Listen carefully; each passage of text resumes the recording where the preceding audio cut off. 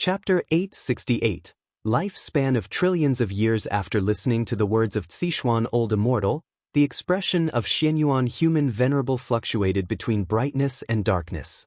Although Sichuan Old Immortal was anxious, he also understood that Xianyuan Human Venerable had to come to terms with this matter first. Xianyuan Human Venerable looked at Sichuan Old Immortal and asked, "Have you ever thought, even if I risk everything and make the celestial army retreat, the all-living beings of the 3,000 great worlds will still hate me? Their perspective cannot see the battles of the celestial court, and even after the disaster, if I explain to them, how can they believe it? You underestimate the heart of hatred of mortal spirits." The face of Sichuan Old Immortal changed slightly, and following Xianyuan Human Venerable's words, he felt cold in his limbs. We are immortal gods. How can we explain everything to mortal spirits in person? Moreover, this is indeed the consequence of the struggles among immortal gods. The suffering mortal spirits will not care who is the instigator. They will continue to hate the immortal gods, and my destiny will only decline until my realm falls. Once the faith in the celestial court in the 3,000 great worlds drops to a certain level, Songtian will erase the 3,000 great worlds. When Taishang set up the situation, no matter what we do, the outcome is already determined. By the end, Xianyuan Human Venerable's tone became cold, and Sichuan Old Immortal bowed his head. Once Songtian decides to erase the 3,000 great worlds, Xianyuan Human Venerable, who holds the immortal position governing the 3,000 great worlds, will undoubtedly be severely punished. Sichuan Old Immortal became more and more desperate, feeling utterly hopeless. For a moment, the hall fell into silence. The celestial army led by the Marshal of Heaven continued to sweep across the great thousand world, and wherever they passed, nothing could stop them, not even the grand alliance of the 3,000 great worlds stood a chance against them. Even though they were invincible in battle, the Marshal of Heaven did not speed up, nor would he stop anyone who wanted to escape. He swept through all heavens and myriad realms at his own pace.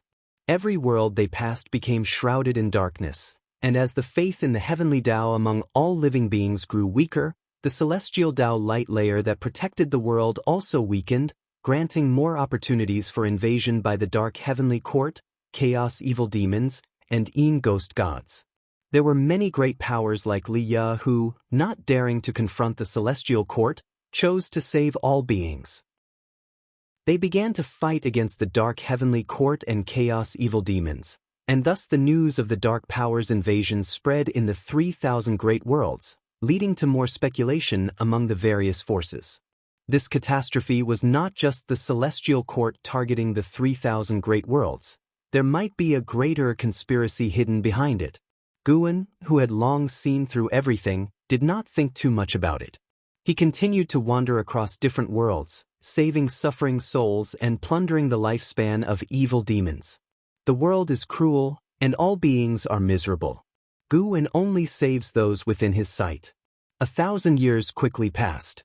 This evening, Guan was walking along the ridge of another great world, accompanied by the setting sun. He summoned his attribute panel frowny face name, Guan, lifespan, 160,691, 711/45, 021, 570, 356, 109, 227, 345, physique, creation essence body, cultivation level, ultimate merging Tao venerable emperor realm perfection, 450 quintillion years. Breaking through to a lifespan of hundreds of quintillions of years did not trigger a new lifespan function, nor did it prompt an upgrade of the lifespan feature.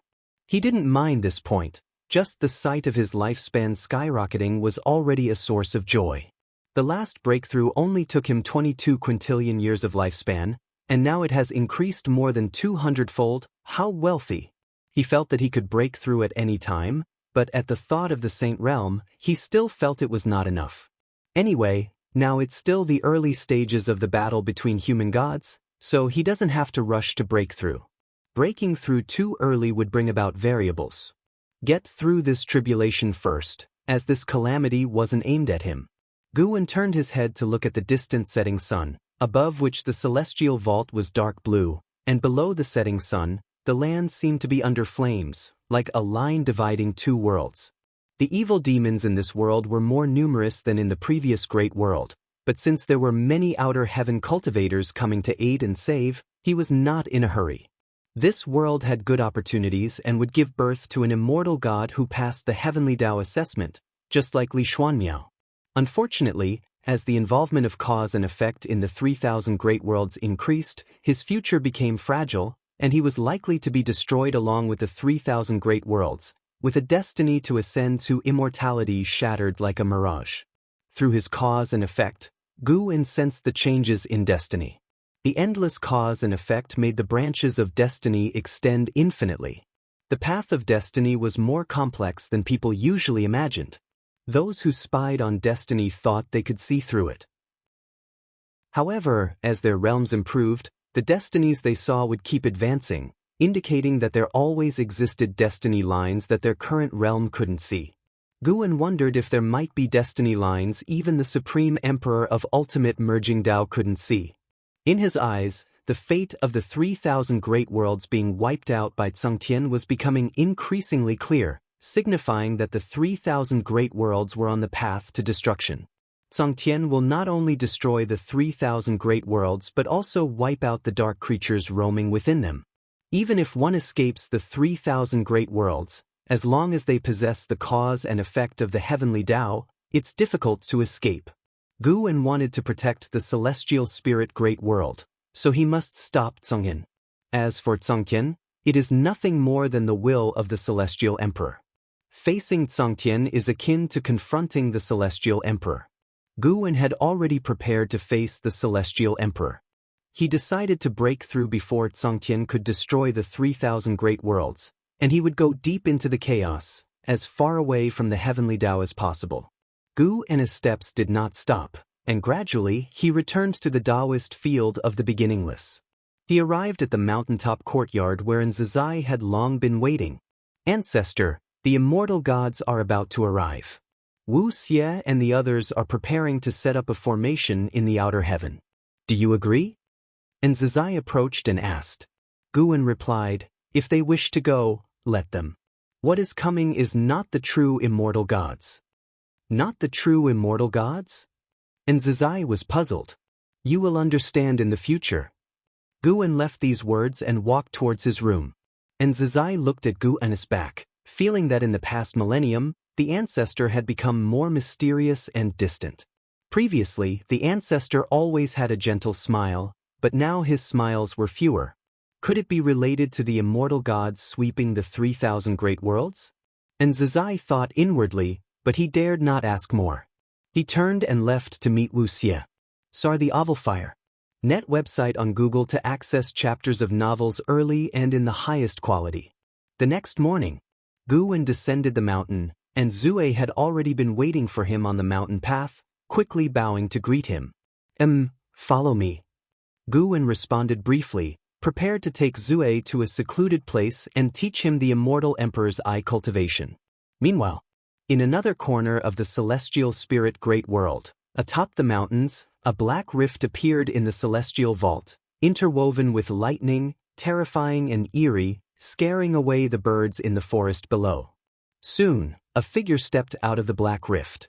It was a white-haired man, dressed in a white feather robe, wearing a true dragon golden crown and holding a long spear in his hand, the blade resembling a snake. His features were handsome, and his brows exuded an aloof temperament. He surveyed the heavens and the earth in all directions, his brows furrowed, as if contemplating something. If you find any errors, ads pop up, ads redirect, broken links, non-standard content, etc., please let us know reports so we can fix it as soon as possible. Chapter 869. The Celestial Army Descends. It should be this realm, just for the destiny of this realm to end? The man in the white robe muttered to himself, his tone filled with confusion. He sensed numerous auras approaching. Clearly, his arrival had alarmed the living beings of this realm. He immediately vanished into the air, and the black spatial rift he left behind began to shrink.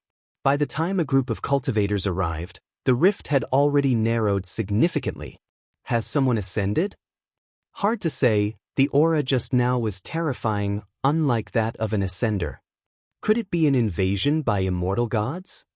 Unlikely. I've heard that when immortal gods invade the great world, they do so openly and even announce their arrival in advance, brazen to the extreme. How many years has it been? Who knows when immortal gods might invade our celestial spirit great world? It's making me uneasy even in cultivation. The group of cultivators discussed among themselves. Failing to find the man in the white robe, they gave up searching. Elsewhere, Groom brought Sin into the bamboo grove and began teaching him the cultivation technique of the immortal Emperor's Eye.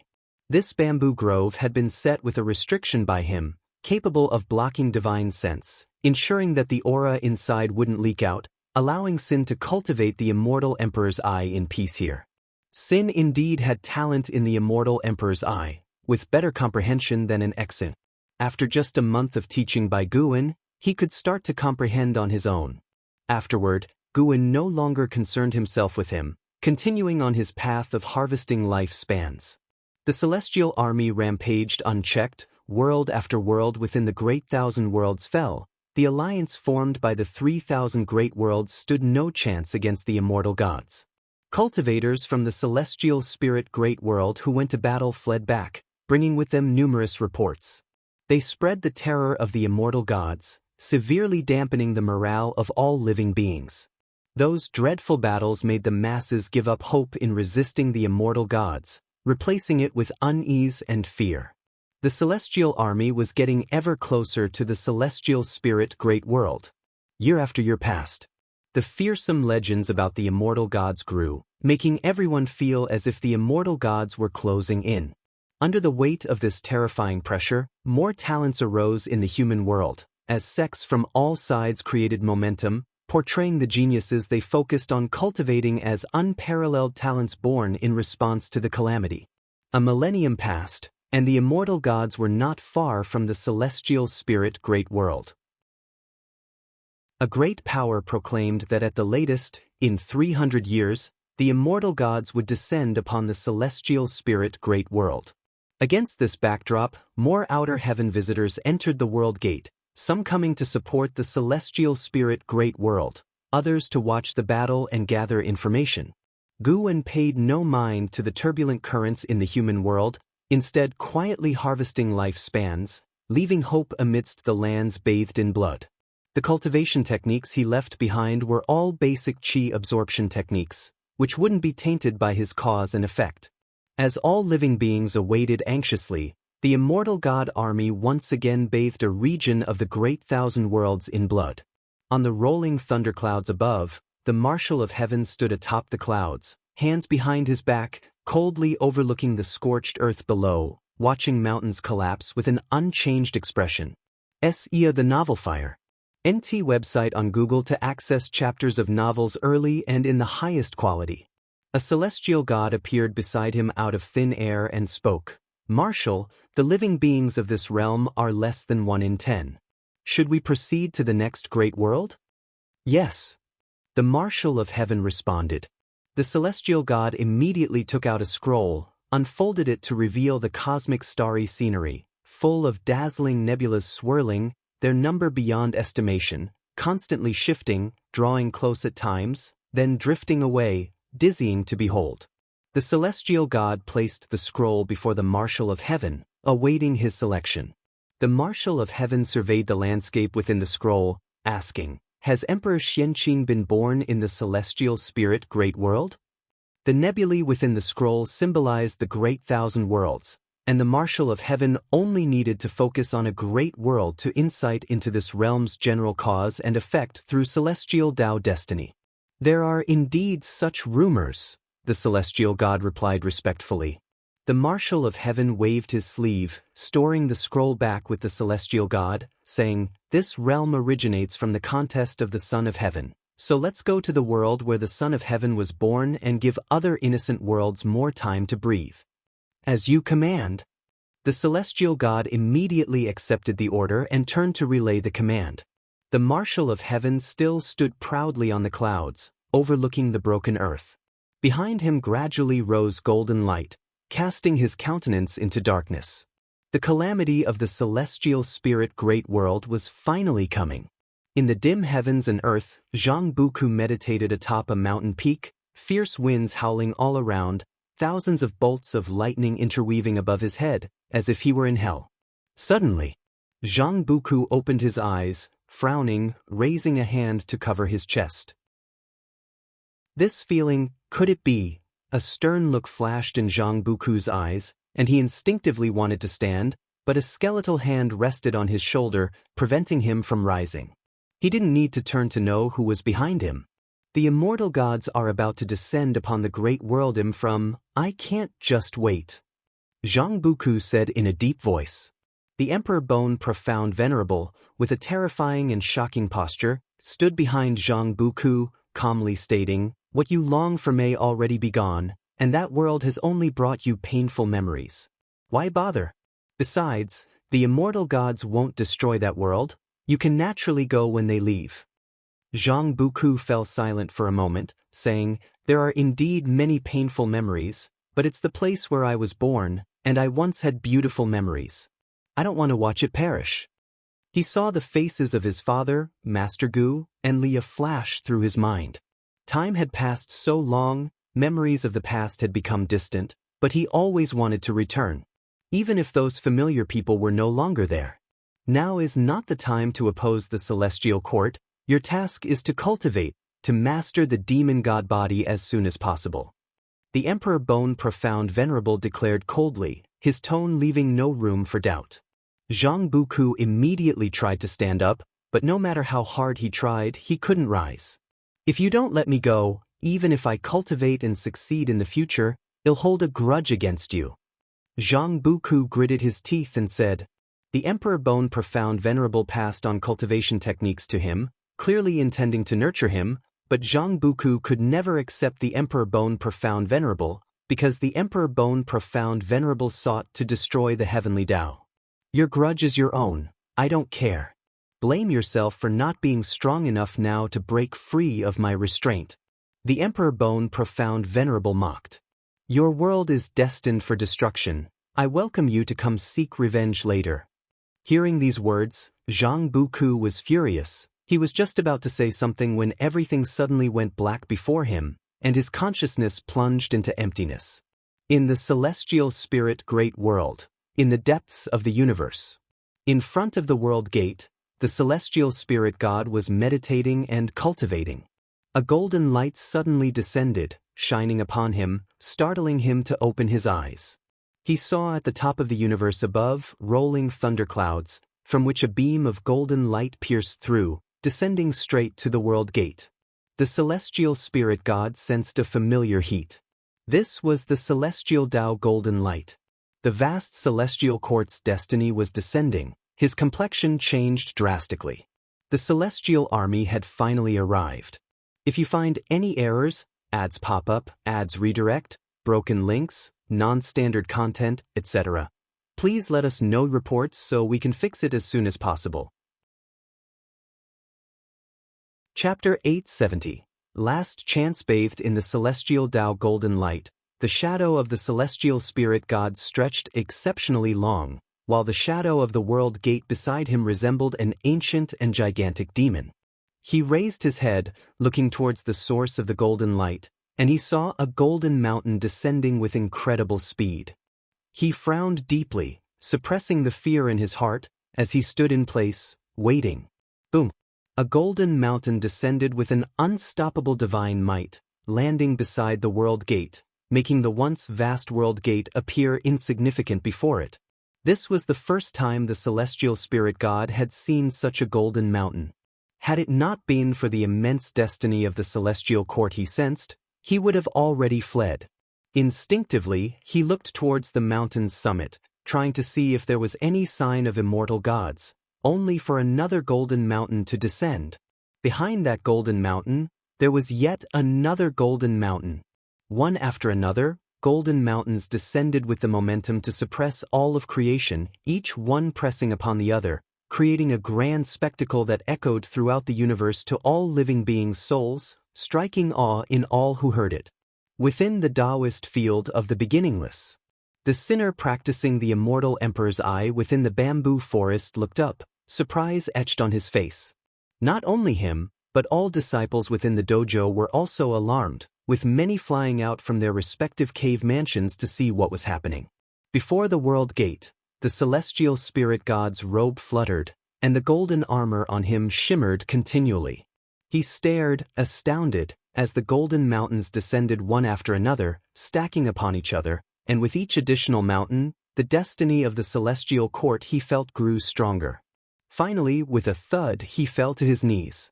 This was the suppression exerted by the celestial pressure on the immortal gods. When the thunderous booming ceased, a majestic heavenly ascension stairs emerged within the universe, making the world gate seem tiny. Figures appeared out of thin air beside the celestial spirit god, none other than Tai Immortal Monarch and the 72 immortals of Jin Dong. Having seen the heavenly ascension stairs before, they were not as shocked as the celestial spirit god. Instead, they looked up solemnly at the top of the stairs, where they saw one celestial god after another stepping out from the intense light, each imposing as they descended down the stairs. As they walked, these celestial gods extended their right hands. Innumerable heavenly soldiers flew out like swarms of bees, rapidly spreading. Could it be the legendary heavenly ascension stairs? The celestial spirit god couldn't help but ask, his voice filled with fear. Of distinguished descent, he had also been to the immortal palace, but his immortal position was too low, and he had only heard of the legendary heavenly ascension stairs. What unsettled him most was that the scale of this celestial army far exceeded his expectations. Wave after wave of powerful presences were descending, enveloping the universe, showcasing the might of the celestial court to all living beings. This spells big trouble, Tai Immortal Monarch softly murmured, gazing up at the figures of the celestial gods atop the heavenly ascension stairs. The faces of the 72 immortals of Jin Dong were equally grim. They felt even more uneasy than Tai Immortal Monarch and the celestial spirit god, because they had the Golden Cave Immortal sect behind them. If this battle were lost, their sect might be implicated. An overbearing pressure, far surpassing other immortal gods, descended, plunging all the great worlds within the universe into silence, and all beings felt as if a heavy blow had struck their chests, words choking in their throats. The wind ceased, the vast sea quieted, suffocation to the extreme. The celestial spirit god and others saw a foot step out from that blinding light. Below this foot, even the immortal gods seemed like mere pebbles. As its owner continued to descend, their true form gradually became apparent. It was the Marshal of Heaven. His boots stepped through billowing spirit mist, his silver armor projecting an illusory image, as if an ancient divine beast clawed ferociously, while his face beneath the helmet remained concealed by the light of the heavenly Tao, with a flood dragon coiled atop his helmet, seemingly roaring with all its might. Two large flags stood behind the Marshal of Heaven, flapping resoundingly, like the sound of wind and thunder, or the wrathful voice of the heavenly constitution. Tai Immortal Monarch immediately knelt down, raised his hand in salute to the Marshal of Heaven, lowering his head without daring to meet the Marshal's gaze. The 72 immortals of Jin Dong did the same. The Marshal of Heaven's footsteps were exceedingly heavy, overshadowing all noise. His unhurried pace brought an ever-increasing sense of oppression to the celestial spirit god and others. One heavenly soldier and general after another descended from above like torrential rain, landing in front of the world gate, surrounding the celestial spirit god and others. Meanwhile, great cultivators from the celestial spirit great world flew in like a torrent, gazing at the heavenly ascension stairs from afar, stunned, even dumbstruck. What is that? Immortal gods have arrived. What is this treasure? Such terrifying pressure. Where did that golden rank come from? Could it possibly extend from the heavenly realm to here? Is this the power of the heavenly court immortals? It's over. What should we do? Are we really going to confront such entities? Even before battling the heavenly court immortals, the cultivators from various sects of the celestial spirit great world were heavily shaken, their morale damaged. The demon race forces arrived alongside them, equally startled by the heavenly ascension stairs. All forces slowed their advance, not daring to act rashly.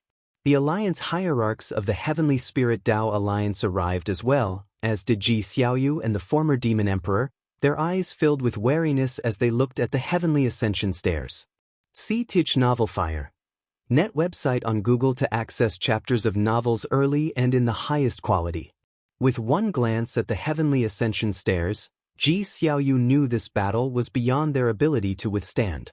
Without Gu N's intervention, the Celestial Spirit Great World would face annihilation today.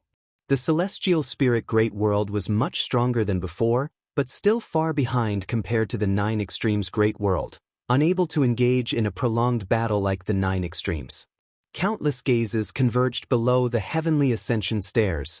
The Celestial Spirit God, Tai Immortal Monarch, and others could no longer sense them, surrounded by heavenly soldiers and generals, filled with unease and fear. Despite having steeled their minds beforehand, the appearance of the Marshal of Heaven instilled a primal fear in them. Even Tai Immortal Monarch was worried, afraid he had bet wrongly. He even felt ridiculous. How could the Ancestor Master Wuxia possibly resist against the heavenly will of the Celestial Court? But such thoughts vanished quickly. He had no path of retreat left, and even if he were to bow his head now, he would face inevitable destruction. Tai Immortal Monarch and the juniors of the Golden Cave Immortal Sect, why are you here? Have you all forsaken the Celestial Court? The Marshal of Heaven's voice rang out, cold and indifferent.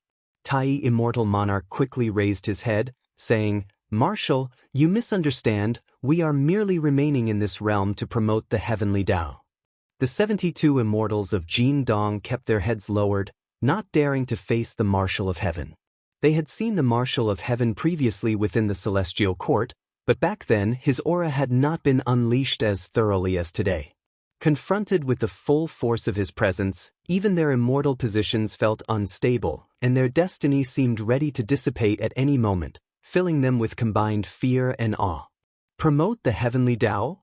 Are you unaware that the Celestial Court is currently eradicating the Chaos Evil Demons?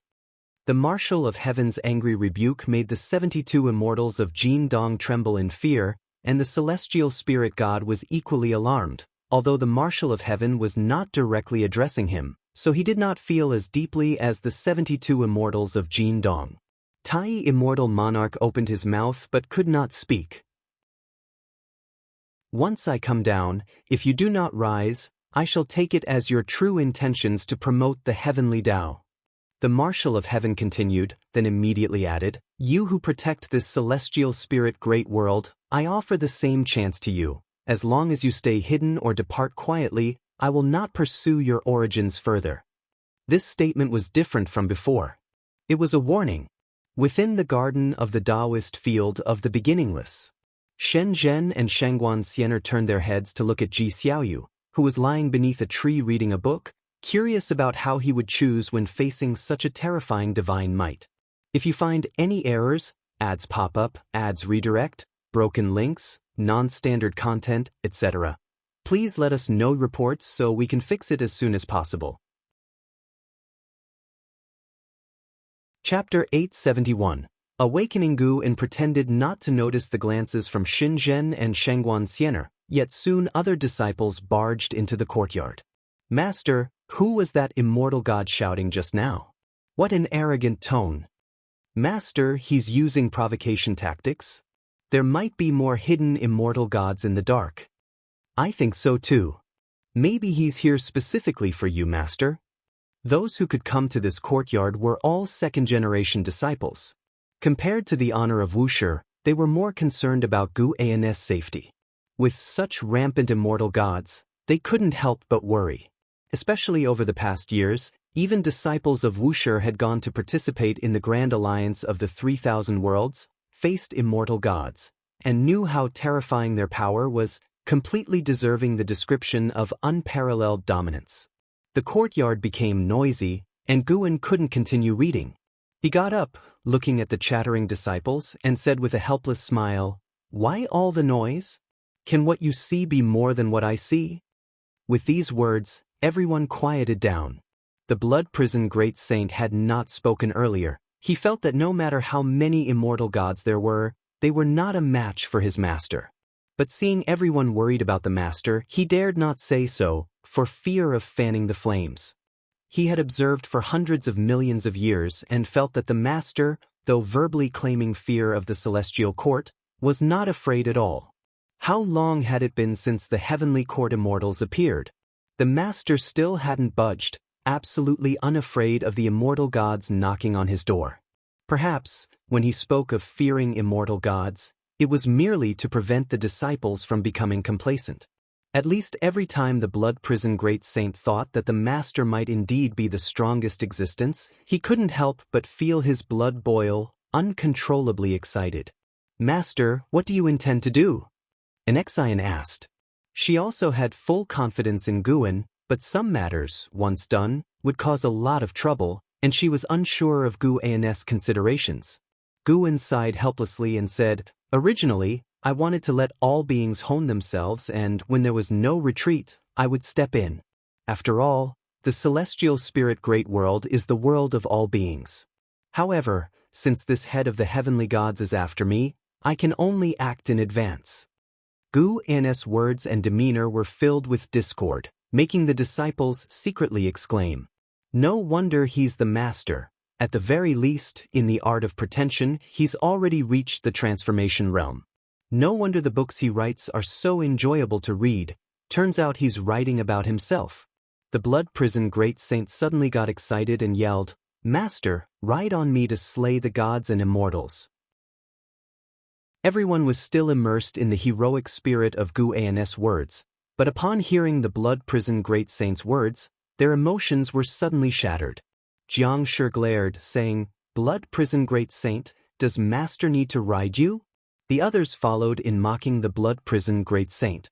If such a thing were to happen in the future, the blood prison great saint would certainly boast about it, perhaps even press them with it. Just thinking about it made their scalps tingle. Facing everyone's onslaught, the blood prison great saint didn't care at all. He eagerly looked at Guin. Guin shook his head and chuckled, not agreeing to the blood prison great saint's request. He looked up towards outer heaven, as the marshal of heaven was still descending. Judging by his pace, it might take a while to walk down the heavenly ascension stairs. This immortal god was doing it deliberately, oppressing the courage of all beings, giving them time to react, leading them to hate Xianyuan human venerable or even Guin.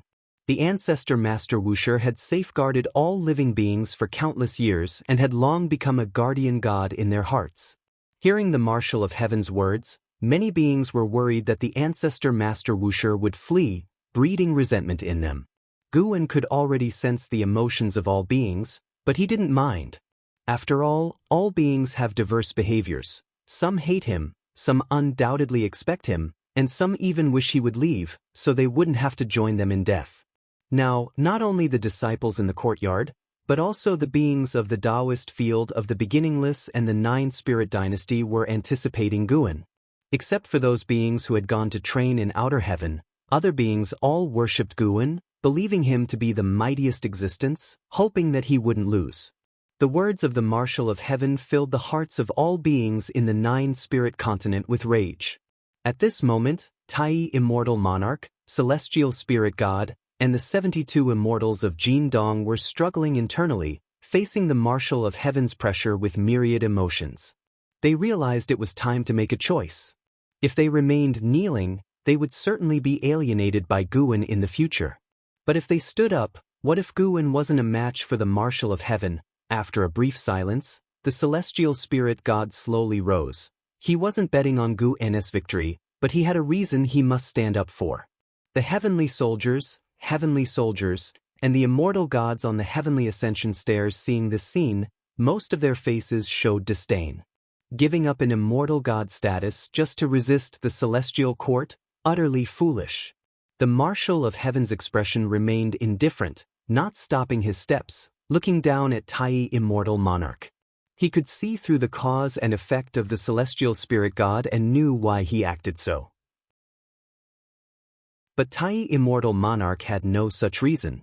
The celestial spirit great world had no matters directly involving Tai, immortal monarch with cause and effect, Anti-immortal monarch had no fault in the celestial court, with no need to oppose it. Under the gaze of the Marshal of Heaven, Tai immortal monarch unexpectedly rose slowly. This scene caused an uproar among the immortal gods. The celestial spirit god was a minor role in their eyes, but Tai immortal monarch was different. His immortal monarch destiny made it impossible for the immortal gods to take him lightly. A dignified immortal monarch standing up for the beings of one world against the celestial court? Seeing the Tai immortal monarch rise, the 72 immortals of Jin Dong all clenched their teeth and stood up, their faces filled with determination when their bodies straightened. Their expressions were identical as they gazed at the Marshal of Heaven, causing him to frown. Immortal cultivation for peace, yet you, honored as immortal gods, conduct demonic acts, slaughtering all living beings, disrupting the great Taoist order. So be it, I shall awaken you on behalf of the heavenly Tao. A voice came from the depths of the universe, startling all immortal gods to turn their heads toward the direction of the celestial spirit great world. The Marshal of Heaven stopped his steps, turning his head to look. The two grand banners behind him paused, no longer fluttering. Sar the Nelfer. Net website on Google to access chapters of novels early and in the highest quality. He lifted his right hand, and a divine weapon larger than his physical body appeared in his hand, resembling a heaven-piercing halberd, with the halberd blade taking up a third of the entire weapon. Upon its appearance, wisps of golden aura spilled out, forming golden dragons and fire phoenixes coiling around the halberd blade. Heavenly soldiers and generals, heed my order, first eliminate this demon. The Marshal of Heaven's voice rang out, causing the attention of all immortal gods to shift toward the direction of the celestial spirit great world. The celestial gods around the world gate led their respective celestial armies flying towards the celestial spirit great world, spreading out and each forming a heavenly array. The various sects and clans in the void retreated in fright, yet their hearts were filled with excitement. Could the voice just now belong to Ancestor Master Wusher? The higher the cultivation level, the greater the reverence for Ancestor Master Wusher, because they not only heard of but had also experienced battles where Ancestor Master Wusher turned the tides, and they truly believed that as long as Ancestor Master Wusher didn't flee, the celestial spirit great world would have a chance to continue existing. The living beings of heaven and earth also heard Gu An's words, and although Gu An's tone wasn't as forceful as the Marshal of Heaven, the casualness in his words instantly calmed their uneasy hearts. If you find any errors, ads pop up, ads redirect, broken links, non-standard content, etc., please let us know reports so we can fix it as soon as possible. Chapter 872. Looking down on immortal gods in front of the world gate. Tai immortal monarch and the 72 immortals of the Golden Cave felt a sense of relief upon hearing Gu An's words, although a look of confusion crossed Tai immortal monarch's eyes. Why doesn't the Marshal of Heaven resolve them? Is it because he underestimates their combat power, is blindly arrogant, or is there another reason? Tai immortal monarch couldn't ponder much, for he saw a multicolored light quickly sweeping toward them from the depths of the cosmos, originating from the celestial spirit great world. It's here. Wusher the primordial ancestor. Tai immortal monarch felt a surge of excitement as he watched, believing he had made the right bet when Wusher the primordial ancestor addressed the Marshal of Heaven. Now, he wanted to see how the arrogant Marshal of Heaven would react when faced with Wusher the primordial ancestor. All immortal gods looked toward the multicolored light, including the beings from the celestial spirit great world, who gazed with eyes full of anticipation and excitement, unlike the immortal gods. Wusher the primordial ancestor was making another move, and this time against the army of immortal gods. It was destined to be a battle that would shake ancient history. Ji Xiaoyu hovered in the air, her eyes full of curiosity. She did not doubt Gu An's strength, but from the words of the Marshal of Heaven, it was clear that Gu An was the primary target of these immortal gods. Once conflict broke out, grievances would become endless. The celestial court does not consist of just these immortal gods. Once the Heavenly Spirit Tao Alliance's first prodigy Crown Heaven Yu also watched the multicolored light. Since being defeated by Emperor Xian, he had devoted himself to cultivation, wishing to retrace the path of the undefeated. Yet facing these immortal gods, he still felt small and knew he was not their match. The appearance of Groom ignited excitement within him. He equally revered Wuxia, the primordial ancestor, hoping Wuxia could maintain that invincible stance of myth and legend while also feeling grateful for Wuxi's protection of the celestial spirit great world. The universe was silent, whether immortal gods or beings, all intensely focused on that quickly extending multicolored light. The multicolored light headed toward the heavenly ascension stairs, at whose end they saw a figure clad in black, with a treasure sword at his waist, pacing forward. This figure was far from the grandeur of the immortal gods, appearing more like a mere mortal. He seemed to stroll leisurely, and while his aura was not strong, everyone, both immortals and beings, felt an indescribable sense of unease. His aura is unexpectedly weak, a star monarch standing on the heavenly ascension stairs remarked, frowning deeply. He did not need to personally join the battle, but gazing from afar, the tiny figure inexplicably filled him with unease. His most outstanding ability was perception, and instinct told him that this person was unlike any enemy they had encountered before, even those ancient great powers of the Nine Extremes great world. In the human world, before the heavenly suppressing heroic peak, Son of Heaven Jie and Baigu continued to meditate at the foot of the mountain, with a man in a white robe standing before them. They were gazing up at the celestial vault, observing the impending earth-shattering battle in outer heaven. The white-robed man's face was filled with curiosity. Stroking his chin with one hand, he pondered, "Is this Wuxia the primordial ancestor? This great thousand world certainly couldn't nurture such an entity." Son of Heaven Jie, once suppressed by Wuxia the primordial ancestor, knew well the terrifying power of Wuxia. Since the immortal gods began sweeping across the 3,000 great worlds, the news spread like wildfire. He heard it as well and thought things weren't so simple. Seeing the Marshal of Heaven personally lead the immortal army made him feel heavy-hearted. Even he could not clearly articulate his emotions. He found himself worried for Wuxia the primordial ancestor. Beside him, Baigu curiously asked, "Is he going to face all those immortal gods alone?" Son of Heaven Jie did not answer, but a smile of excitement appeared on the white-robed man's face, lost in thought.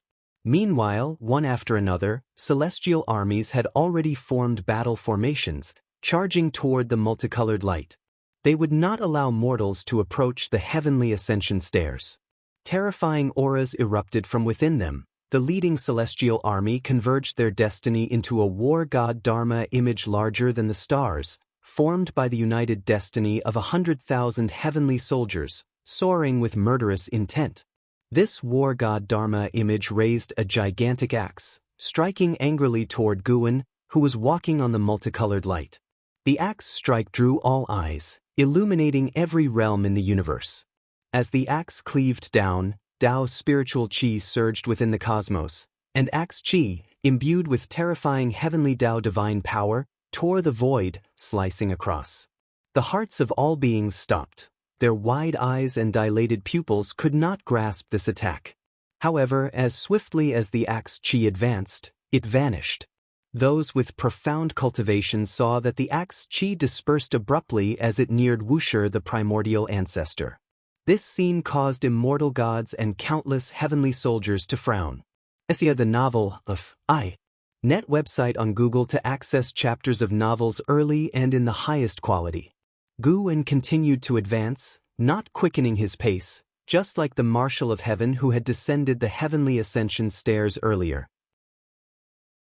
Now, with roles reversed, Groom intended for the immortal gods to experience fear and struggle. Seeing the attack by the war god Dharma image achieve nothing, those celestial gods hurriedly commanded, and one war god Dharma image after another emerged above each celestial army. Though their forms varied, they all exuded an imposing aura of invincibility, gazing disdainfully over all living beings.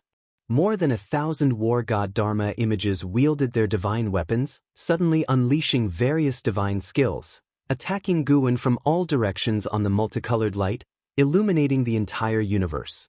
The terrifying impact stirred the Tao's spiritual qi, forming a gale that rushed towards Ji Xiaoyu, blowing her hair. She squinted her eyes, staring intently in the direction of Guan, even though she could no longer see his figure. She was not worried about Guan inside the Taoist field of the beginningless. A light screen appeared within the towering 10,000 Realms gate, reflecting a multicolored glow. Seeing the Ancestor Master overwhelmed by the Immortal God's army's divine skills, all the living beings on the 9-spirit continent tensed up, as did the Wushiji disciples. Only the second-generation disciples and Nzazai were filled with anticipation, confident in Guan. When the strong light dissipated, Gu and his figure appeared, unaffected, as if the previous onslaught of divine skills was mere illusion. Guan, moving forward, raised his right hand and gripped the sword hilt at his waist.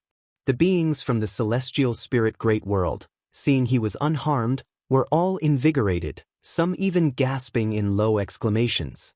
Ancestor Master Wuxia is so strong. The attack of the immortal gods couldn't harm him at all. Meanwhile, upon seeing Guan grasp his sword, the immortal gods, whose ranks exceeded those of the celestial gods, couldn't remain seated. They vaulted up, wielding their magical treasures, some waving banners, others throwing treasure towers, some playing zither. The cosmic space stirred, and the beings watching from the void felt as if they were suddenly in a dim and eerie void, with dark red clouds billowing in the distance, like a chaotic demon god approaching. Celestial gods, surpassing the heaven-balancing golden immortal, appeared above Guan, their divine weapons gathering immense heavenly might, as if all were wielding the heavenly constitution, ready to slay demons. Their forms were colossal, like giant mountains surrounding an ant. Suddenly, Guan drew his sword with extreme speed, unseen by any immortal or mortal eye. The sword light flashed, instantly turning dozens of celestial gods above into flying ash. Guan then took a step forward, his form flickered, traversing millions of miles, his pace unchanged, yet each step swiftly relocating. Even in the vast cosmic void, his relocation speed was overwhelmingly forceful. Seeing dozens of powerful celestial gods annihilated in an instant, the immortal gods couldn't hold back. Regardless of their immortal position, they all charged towards Guan. Endless immortal gods rushed towards Guan, a magnificent sight, each immortal god shining with heavenly Dao's strong light. This scene shocked the powerful from various sects and clans from the celestial spirit great world. Ancestor Master Wuxia didn't use any grand, majestic divine skills, but his advancing posture was so powerful that they finally understood what invincibility meant. With each step and flicker, Guan swung his sword again. The sword light flashed, and his figure suddenly disappeared. All the immortal gods charging at him paused, frozen as if about to unleash their divine skills or spells, some with twisted faces, some with frowned brows, others with excited expressions. Time and space seemed to have halted. The spectators couldn't help but widen their eyes, thinking they might be under some illusion if not for the perception that they could move. Seeing those imposing immortal gods all stop, all living beings held their breath, not daring to breathe audibly. Standing on the heavenly ascension stairs, the Marshal of Heaven seemed to sense something, instinctively turned and looked up, his pupils suddenly constricted. He saw, high on the golden mountain at the top of the heavenly ascension stairs, Guan was looking down at him, his sword already sheathed, one hand pressing the hilt. For the Marshal of Heaven's mighty body, looking up, Guan seemed to stand right above his head, very close. Yet, so near, it gave the Marshal of Heaven an unattainable sense of awe. What's going on? His momentum clearly. The Marshal of Heaven could no longer maintain his composure. Earlier, when Guan swung his sword, he felt danger. When Guan appeared above him, he felt as if he was being trampled, his mana coagulating. At this moment, the countless immortal gods and heavenly soldiers rushing towards the multicolored glow suddenly exploded with sword light. Their immortal bodies seemed to crack, and as the sword light erupted from within, they quickly turned into light stars and scattered. In less than 3 breaths, the shivering immortal god army was entirely annihilated, leaving only the Marshal of Heaven alive on the heavenly ascension stairs. Below the heavenly ascension stairs, Tai Immortal Monarch, Celestial Spirit God, and the 72 immortals of Jin Dong were all invigorated by the scene, Even the calmest celestial spirit god showed a gleeful expression. Then they seemed to sense something, all looking up, and upon seeing Guwen towering above, their blood boiled with excitement. Witnessing the disappearance of the immortal god army, the spectators from the celestial spirit great world instinctively looked towards the heavenly ascension stairs, for the Marshal of Heaven was the strongest, and they wanted to see his reaction. Consequently, they saw the Marshal of Heaven standing on the heavenly ascension stairs, half-turned, gazing upward, and following his gaze, they captured Ancestor Master Wushi's figure. Ancestor Master Wushi's figure was so minuscule, even standing on a layer of the heavenly ascension stairs' golden mountain, appearing negligible. Without their high cultivation level, they might have overlooked Ancestor Master Wushi's figure. Yet, as their gaze locked on Ancestor Master Wushi, their eyes couldn't move away. A kind of indescribable fervor surged in their hearts. Such a posture, overlooking the immortal gods, made their hearts yearn. If you find any errors, ads pop up, ads redirect, broken links, non-standard content, etc., please let us know reports so we can fix it as soon as possible. Chapter 873. The Immortal Gods are defeated. The Marshal of Heaven could no longer be concerned with the gazes of the beings from the celestial spirit great world. In his eyes, only Guwen remained. At this moment, not only was his mana frozen, but even his divine sense and senses were restricted. Guwen appeared ever more gigantic in his eyes. He even had the feeling that he might be obliterated at any moment. It seems your heart is struggling as well. Even knowing this is wrong, you cannot resist the momentum, and this causes you pain, doesn't it? Guwen looked down at the Marshal of Heaven and said indifferently. He had observed the Marshal of Heaven. Most of the time, when the Marshal invaded the Great Thousand World, he would directly order a massacre.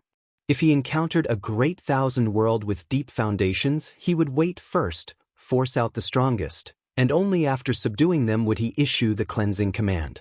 Before eliminating the strongest, he did not allow the immortal gods to act rashly. Just like now, even though the Tai Immortal Monarch, the Celestial Spirit God, and the 72 immortals of Jin-dong had all already stood up and slapped him in the face, yet he still placed them aside, wanting to first force out Guwen. This head of the heavenly gods seemed bewildered by his own actions. But even if he was bewildered inside, those deeds were already done, and Guwen would not show mercy. Hearing Guwen's words, the Marshal of Heaven felt the oppressive force around him slightly ease. He gritted his teeth and said, "Do you know what it means to defy the celestial court? Today, you've exterminated so many immortal gods. Even if they can be resurrected, your feud with the celestial court will be irreconcilable." His words echoed throughout the universe, causing the observers from the celestial spirit great world to feel uneasy once more. Indeed, how mighty is the celestial court, ruling over the 3,000 great worlds. No one knows just how many immortal gods the celestial court has, but myths throughout the ages tell them the celestial court is unassailable. They couldn't help but look nervously towards Guwen, awaiting his decision. Would Ancestor Master Wushi compromise before the might of the celestial court, or continue to protect them? They could only empathize with Ancestor Master Wushi's grace by putting themselves in his shoes. With Ancestor Master Wushi's capabilities, escaping unscathed wouldn't be difficult at all. If it were them, how many would stay? The Tai Immortal Monarch, Celestial Spirit God, and the 72 immortals of Jin-dong also wanted to know what Ancestor Master Wushi intended, why he would shelter this great thousand world and dare to stand against the celestial court. They believed that any choice Ancestor Master Wushi made was the result of deep consideration. Staring down at the Marshal of Heaven, Guwen's expression remained unchanged, but the Marshal could not discern his true emotions. Under the Marshal's gaze, Guwen raised his right hand and extended it towards him, revealing 5 figures in his palm. The Marshal's face drastically changed upon seeing these 5 figures. These 5 figures were all great powers of the Celestial Court, highly ranked, and were the 5 Dao Extreme Daluo Immortals who secretly assisted him. Sar the Nelfer. Net website on Google to access chapters of novels early and in the highest quality. Impossible. The marshal widened his eyes, his whole body trembling, unable to maintain his composure as fear and unease engulfed his heart. He couldn't understand how Guan did it. He had never seen anyone who could directly subdue 5 Dao Extreme Daluo Immortals, and he could see those 5 Dao Extreme Daluo Immortals were equally frightened. Could it be that these 5 elders were only just subdued? As soon as this thought arose, the marshal felt even more horrified. At this moment he had forgotten right and wrong, forgotten his duties as an immortal. He was more anxious about someone like Guan residing here, perhaps harboring a grand conspiracy against the celestial court. As a heavenly court immortal god, his greatest concern was naturally the foundation of the celestial court's Taoist lineage. Within Guan's palm, the 5 Dao Extreme Daluo Immortals looked up at him, their expressions extremely unsightly. Their attire and bearing were extraordinarily outstanding. One glance and it seemed they were beings of high status within the celestial court, each clad in armor and crowns, or in phoenix robes, radiating their respective heavenly Tao lights. One noble female immortal, resembling the mother of all things, asked, "What kind of divine being are you, and why do you interfere in the internal affairs of the celestial court?" The other 4 Dao Extreme Daluo Immortals were equally tense and confused. They had been secretly observing the battle, even marveling at Guan's power. Yet in a blink of an eye, they were captured by Guan. They couldn't even react, let alone break free. They felt their celestial court's destiny being frozen, making it impossible to remain composed. Immortal gods facing an absolute crisis might even long for destruction rather than fear being spared by their enemy. And Guan's ability to confine their destiny led them to even more profound and terrifying speculation. Internal affairs? Wantonly slaughtering all living beings? Is it that you do not allow them to resist? Gu's voice echoed as numerous immortal gods emerged within the golden light above the heavenly ascension stairs, all rushing towards him to attack. These were the immortal god army he had previously eradicated. These immortal gods did not notice the 5 Dao Extreme Daluo Immortals in Gu's hand. Seeing the Marshal of Heaven still there, they didn't think much about it and rushed headlong at Guan, vowing to regain their honor. At that moment, Guan moved his right foot to the side, and a terrifying, domineering pressure exploded, instantly shattering the scattered immortal gods throughout the universe, leaving all living beings with a momentary heart palpitation. The reason it was only momentary was because Guan withdrew the pressure just as quickly. Having heard Guan's words and witnessed the display of pressure a moment ago, the 5 Dao Extreme Daluo Immortals were struck with fear and unable to retort. Likewise, the Marshal of Heaven was frightened, staring blankly at Guan, devoid of any demeanor befitting the head of the heavenly gods. The celestial spirit great world is not a place where you can create chaos. Henceforth, besides normal exchanges, if any celestial court immortal gods dare to make trouble again, I will crush your destiny along with it. Guan looked down at the marshal indifferently and then, under the marshal's gaze, he directly crushed the 5 Dao Extreme Daluo Immortals in his hand. Those at the pinnacle of the immortal Dao, within his grasp, had no means of resistance, utterly annihilated in form and spirit. The marshal could feel the destinies of those 5 elders dissipating, confirming that he had not been caught in some illusion divine power. Before he could think further, Guan, standing above, rotated his right hand downwards, opening his palm and pressed down. Boom! The Marshal of Heaven exploded directly, transforming into surging golden aura that spread into the universe, causing the robes and hair of the celestial spirit god and other immortal gods below to flutter in the wind. They looked up at Guan with fervent admiration, their emotions incredibly stirred. They had indeed witnessed the existence of those 5 Dao Extreme Daluo Immortals, especially the Tai Immortal Monarch, who had seen one of those Dao Extreme Daluo Immortals before. Of course, he wasn't aware of that immortal's cultivation level, only knowing that within the celestial court, they were a mythic figure rarely encountered. He had managed to see them thanks to a recommendation by his master for a discourse. Such unattainable figures were crushed with a single hand by the ancestor. It was truly unbelievable. Guan glanced at the Tai immortal monarch and the 72 immortals of Jin Dong, nodding slightly, which made the immortal gods and immortals even more excited, feeling assured of their choice. Then, Guan disappeared from the heavenly ascension stairs, as if he had never been there.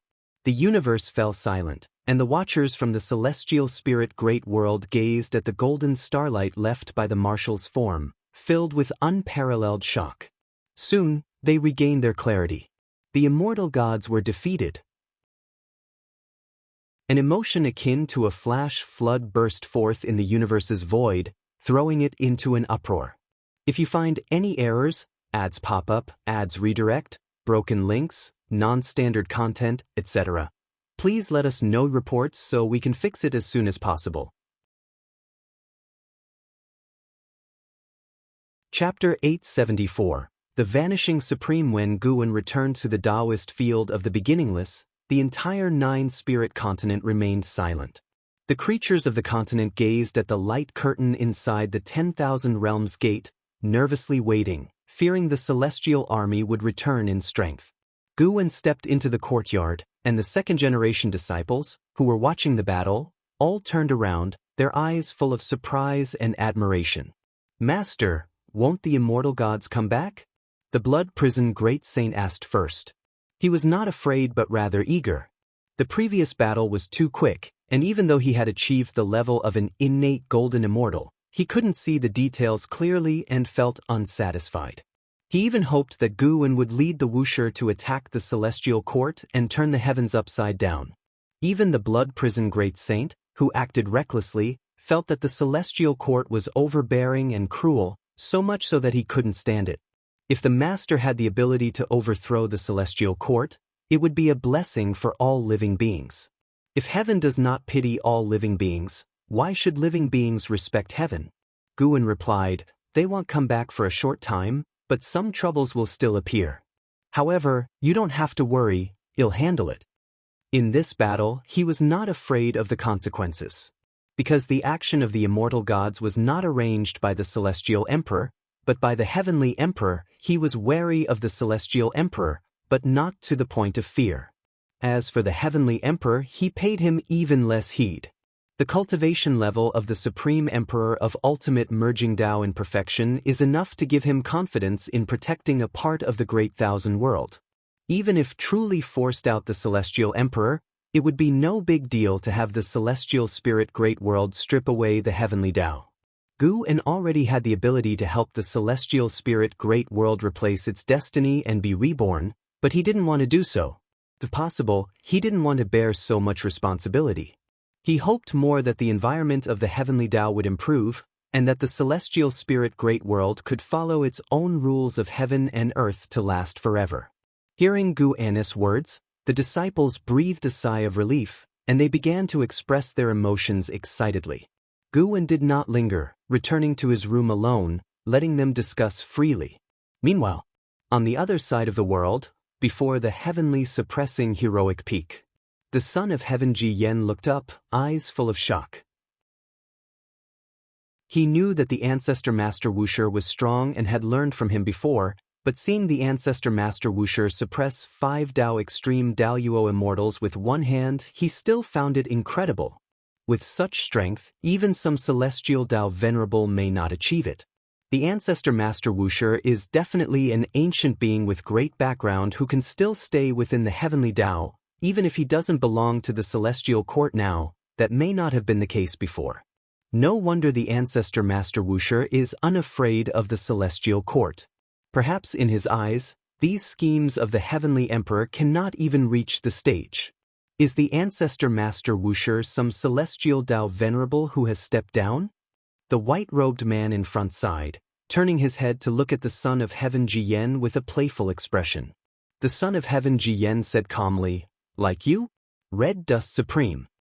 The white-robed man called Red Dust Supreme shook his head, laughing. "Whether he is like me, I cannot determine, but I must say, the celestial court is getting more and more boring. I don't know what His Majesty is thinking, allowing a son of heaven to act so recklessly. Although the 3,000 great worlds are just a small part of the heavenly Tao, losing the heart of living beings would also damage the heavenly Tao, not to mention hidden threats in chaos. The son of heaven Ji Yen remained silent, without responding. In fact, he was not clear about the specific situation inside the celestial court, and he could not understand upon what the heavenly emperor relied to grasp the great power. However, these matters had nothing to do with him. At least within the celestial spirit great world, he could peacefully achieve enlightenment. After countless lifetimes of reincarnation, he finally found the meaning of crossing the reincarnation tribulation. The ancestor Master Wuxia had awakened him, and he did not want to miss this opportunity. With his cultivation level, suppressing him for 500 years was not a punishment. Now looking back, the ancestor Master Wuxia was helping him to resolve the wrong path he was walking. Otherwise, dealing with the forces he established would damage his supreme path in any case. If the ancestor Master Wuxia is truly a celestial Tao venerable, then everything makes sense. Thinking this, the son of heaven Ji Yen smiled, eyes full of anticipation. Observing his smile, the Red Dust Supreme also started to smile, then he turned his gaze to the side at Baigu, saying, "He seems to have become your obsession and might become your fate's tribulation in the future." With that, the Red Dust Supreme turned and left. The son of heaven Ji Yen frowned, and beside him, Baigu shuddered with fright and quickly said, "Master, don't listen to his nonsense. Please don't abandon me." The son of heaven Ji Yen did not respond, instead watched the Red Dust Supreme leave. Under the golden firmament, countless immortal gods stood upon the sea of clouds, silent, the atmosphere incredibly oppressive.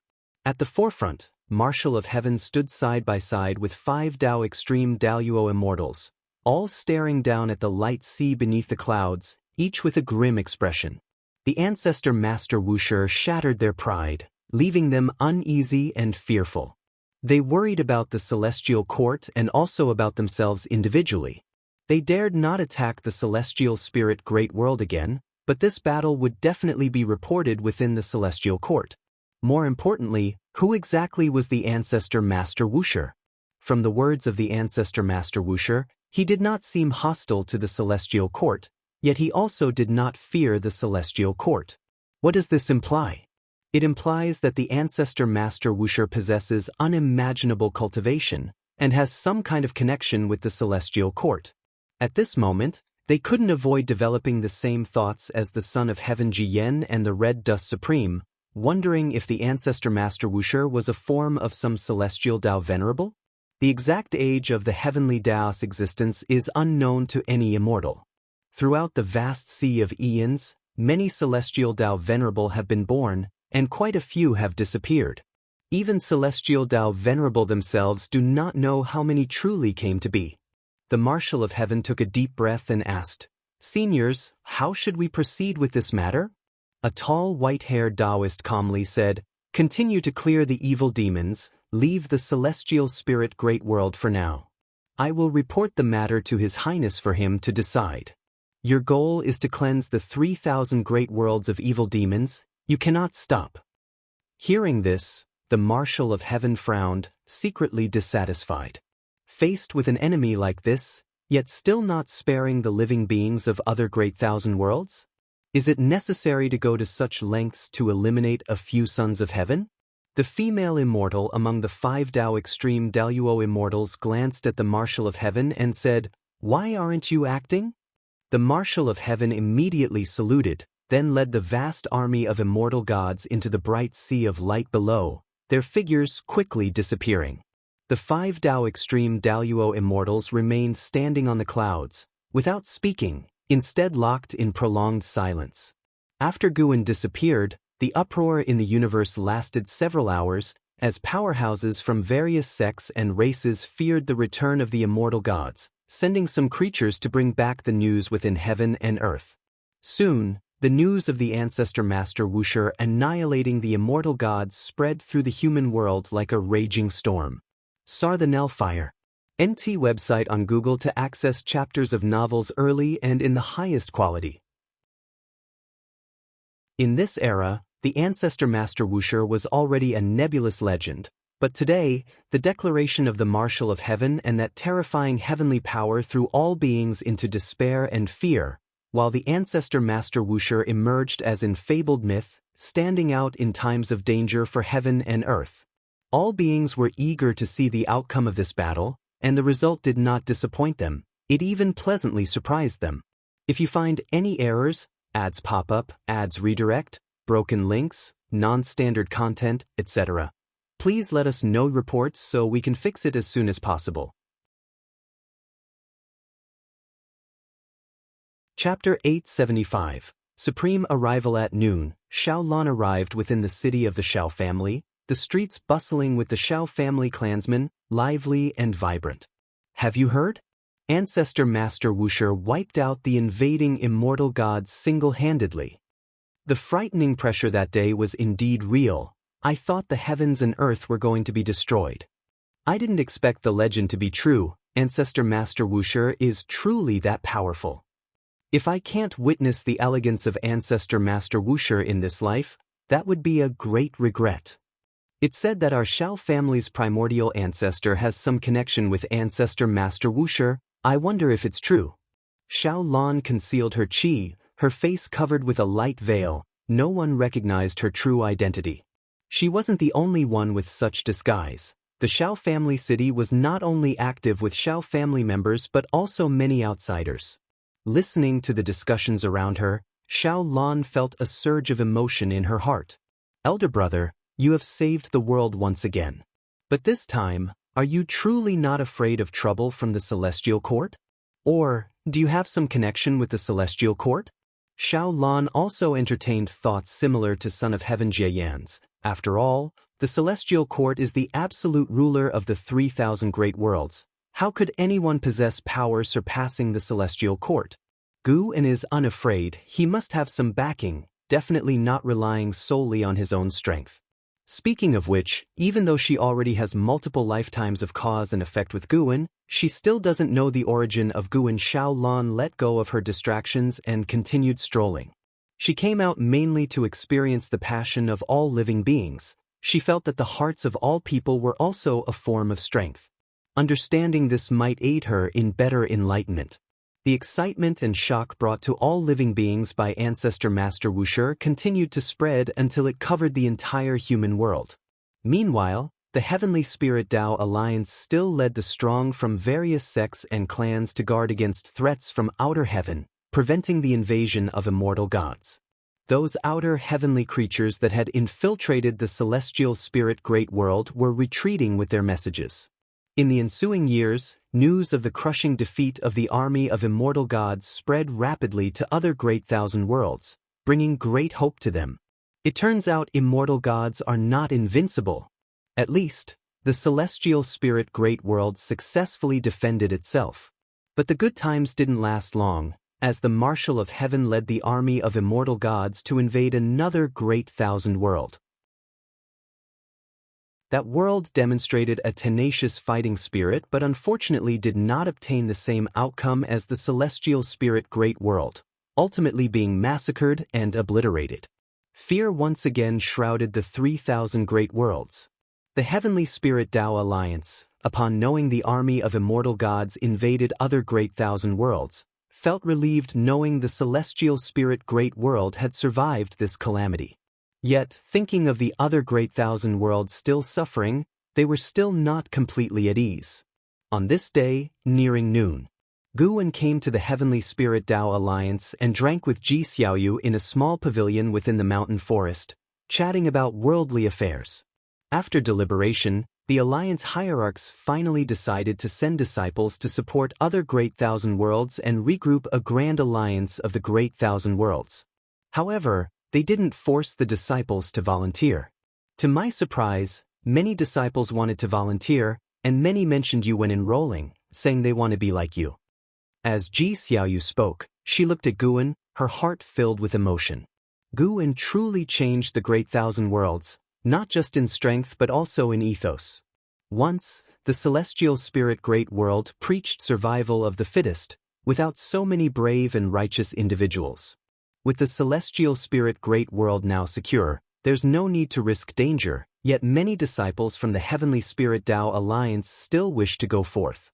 Previously, The oppressive presence of the Marshal of Heaven was enough to teach all living beings a lesson, so Ji Xiaoyu didn't think they were overestimating themselves but rather believed they harbored an even stronger power and resolve within. CTH Novel Fire. Net ** website on Google to access chapters of novels early and in the highest quality. This was also the first time Ji Xiaoyu genuinely recognized the Heavenly Spirit Tao Alliance. The present Heavenly Spirit Tao Alliance is truly different from the past Holy Court and Tao Court. Guwen merely smiled after hearing this, without giving any evaluation. He picked up a piece of pastry from the table asking, having experienced the power of immortal gods, what thoughts do you have on the path of cultivation? While Ji Xiaoyu had received help from Guwen, her own Taoist technique had nothing to do with him, she completely walked her own path. Upon hearing this, Ji Xiaoyu nodded and then shared her insights. Guwen listened intently, and after she finished, he offered his advice, guiding her to comprehend the celestial Tao destiny. With this discussion, he found that Ji Xiaoyu's fate had changed. She could forge a new great Tao destiny in the future. The Heavenly Court Immortals, Taoist Emperor, Primordial Tao Emperor, all were great Tao destiny, letting those who comprehend it gain powers from the origin of destiny. Immortal gods can obtain the power of the Celestial Emperor, and Guwen can also grant the power of the Primordial Tao Emperor. However, Guwen hopes more for the chasing Taoists to cultivate their strength. He doesn't want his Primordial Tao Emperor to become a weapon of power, nor does he wish to establish a force like the Celestial Court. Not until dusk did Guwen rise and end today's discourse. The sunset glow shone upon him as Ji Xiaoyu looked up at him, asking, after defeating the army of immortal gods, won't it cause trouble? Guwen turned and looked at her, knowing the trouble she referred to was not of the celestial spirit great world but rather his own trouble. Although I don't want to frankly tell you, since you asked, I'll tell you, don't worry, the celestial court cannot threaten me. Guwen smiled with slight pride. If facing others he would still be humble and low-key, but facing Ji Xiaoyu, for some reason he wanted to show off a bit. Upon hearing this, Ji Xiaoyu also smiled and said, that's good, just don't die, I still want to surpass you. You should understand, between you and me, there will eventually be a competition. Guwen laughed and said, then work hard on cultivation, I will look forward to that day. With these words, he transformed into a breeze and dissipated. Ji Xiaoyu looked towards the celestial vault, her gaze becoming profound as she softly said, Celestial Court, what kind of realm does one who creates the heavenly Tao exist in? Meanwhile, Guwen had already returned to the Taoist field of the beginningless, preparing to continue harvesting lifespan in the days to come. Behind the army of immortal gods, there were many evil forces ravaging the destroyed world, and these evil demons would convert into his lifespan. After this battle, he was even more eager to surpass the Supreme Emperor of ultimate merging Tao. Thus years passed. 100 years later, the man in white, called Red Dust Supreme by Son of Heaven Jieyen, arrived at the Nine-Spirit continent. When intercepted by the Nine-Spirit dynasty, he claimed to have once been an immortal god and had important matters to inform Ancestor Master Wusher, matters concerning the safety of the celestial spirit great world. Upon hearing this, the cultivators of the Nine-Spirit dynasty dared not belittle him, promptly passing the message within the beginningless.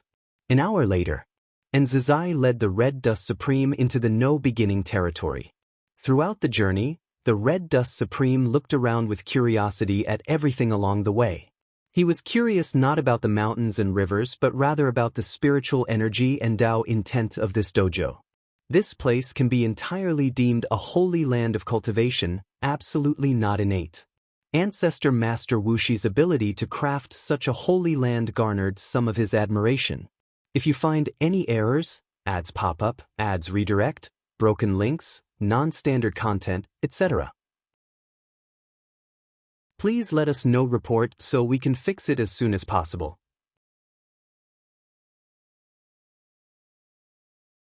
Chapter 876. Rivaling the Celestial Emperor. Zizai looked ahead, but his attention was actually focused on the Red Dust Supreme. Once an immortal god? An exile from the Celestial Court? And Zizai feared that the arrival of the Red Dust Supreme might bring trouble for the ancestor, but he dared not make decisions on behalf of the ancestor and could only lead the way obediently. After one stick of incense time, and Zazai brought the red dust supreme to the mountain viewing pavilion, then bowed to Guin, who was in the pavilion, and turned to leave. The red dust supreme looked at Guin, clad in white, and a smile spread across his face. He flew into the pavilion and sat at the table, examining Guin closely, finally seeing his features clearly. Of course, he could clearly see Guin's true appearance because this was Guin's deliberate intention. Facing the scrutiny of the red dust supreme, Guin remained very composed, his expression unchanged. There was not much curiosity in Guin regarding this former celestial Tao venerable, as he already saw through the red dust supreme's past and his purpose for coming today but chose not to show it. Ancestor Master Wusher, I also once held the celestial Tao venerable immortal position and was conferred the title of Red Dust Supreme by His Majesty the Emperor of Heaven. I wonder, what immortal position did the ancestor hold in the past? The Red Dust Supreme asked, his tone relaxed, as if conversing with an old friend. Guin replied with a question, "How are you so sure I was once a heavenly court immortal? You can easily suppress 5 Tao extreme Daoyuo immortals, meaning your cultivation level has at least reached the Xian Qi primordial immortal realm. Such a cultivation could only be nurtured in the chaos, as it could not possibly grow under the so-called Tsangtian." The Red Dust Supreme laughed, speaking of the Xian Qi primordial immortal without much reverence, as he himself had once been a Xian Qi primordial immortal. Guin remained non-committal and lifted the teapot on the table to pour himself some tea. The Red Dust Supreme continued, "Though I do not know the reason you left the celestial court, your seclusion here without leaving the heavenly Tao shows that you still feel connected to it. After all, this great thousand world holds no value and would have disappeared long ago if not for your existence.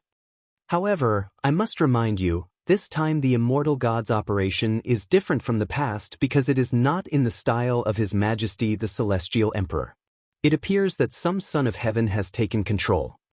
His Majesty once told me that he was weary of the current life and would hand over the celestial court's power to a son of heaven to see what a new order would be like." The Red Dust Supreme spoke while observing Guin's expression. He believed that Guin's seclusion here might involve a mission arranged by the Celestial Emperor.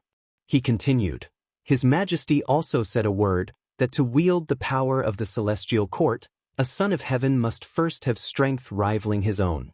In other words, behind this immortal God operation is a son of heaven with power not inferior to His Majesty the Emperor of Heaven.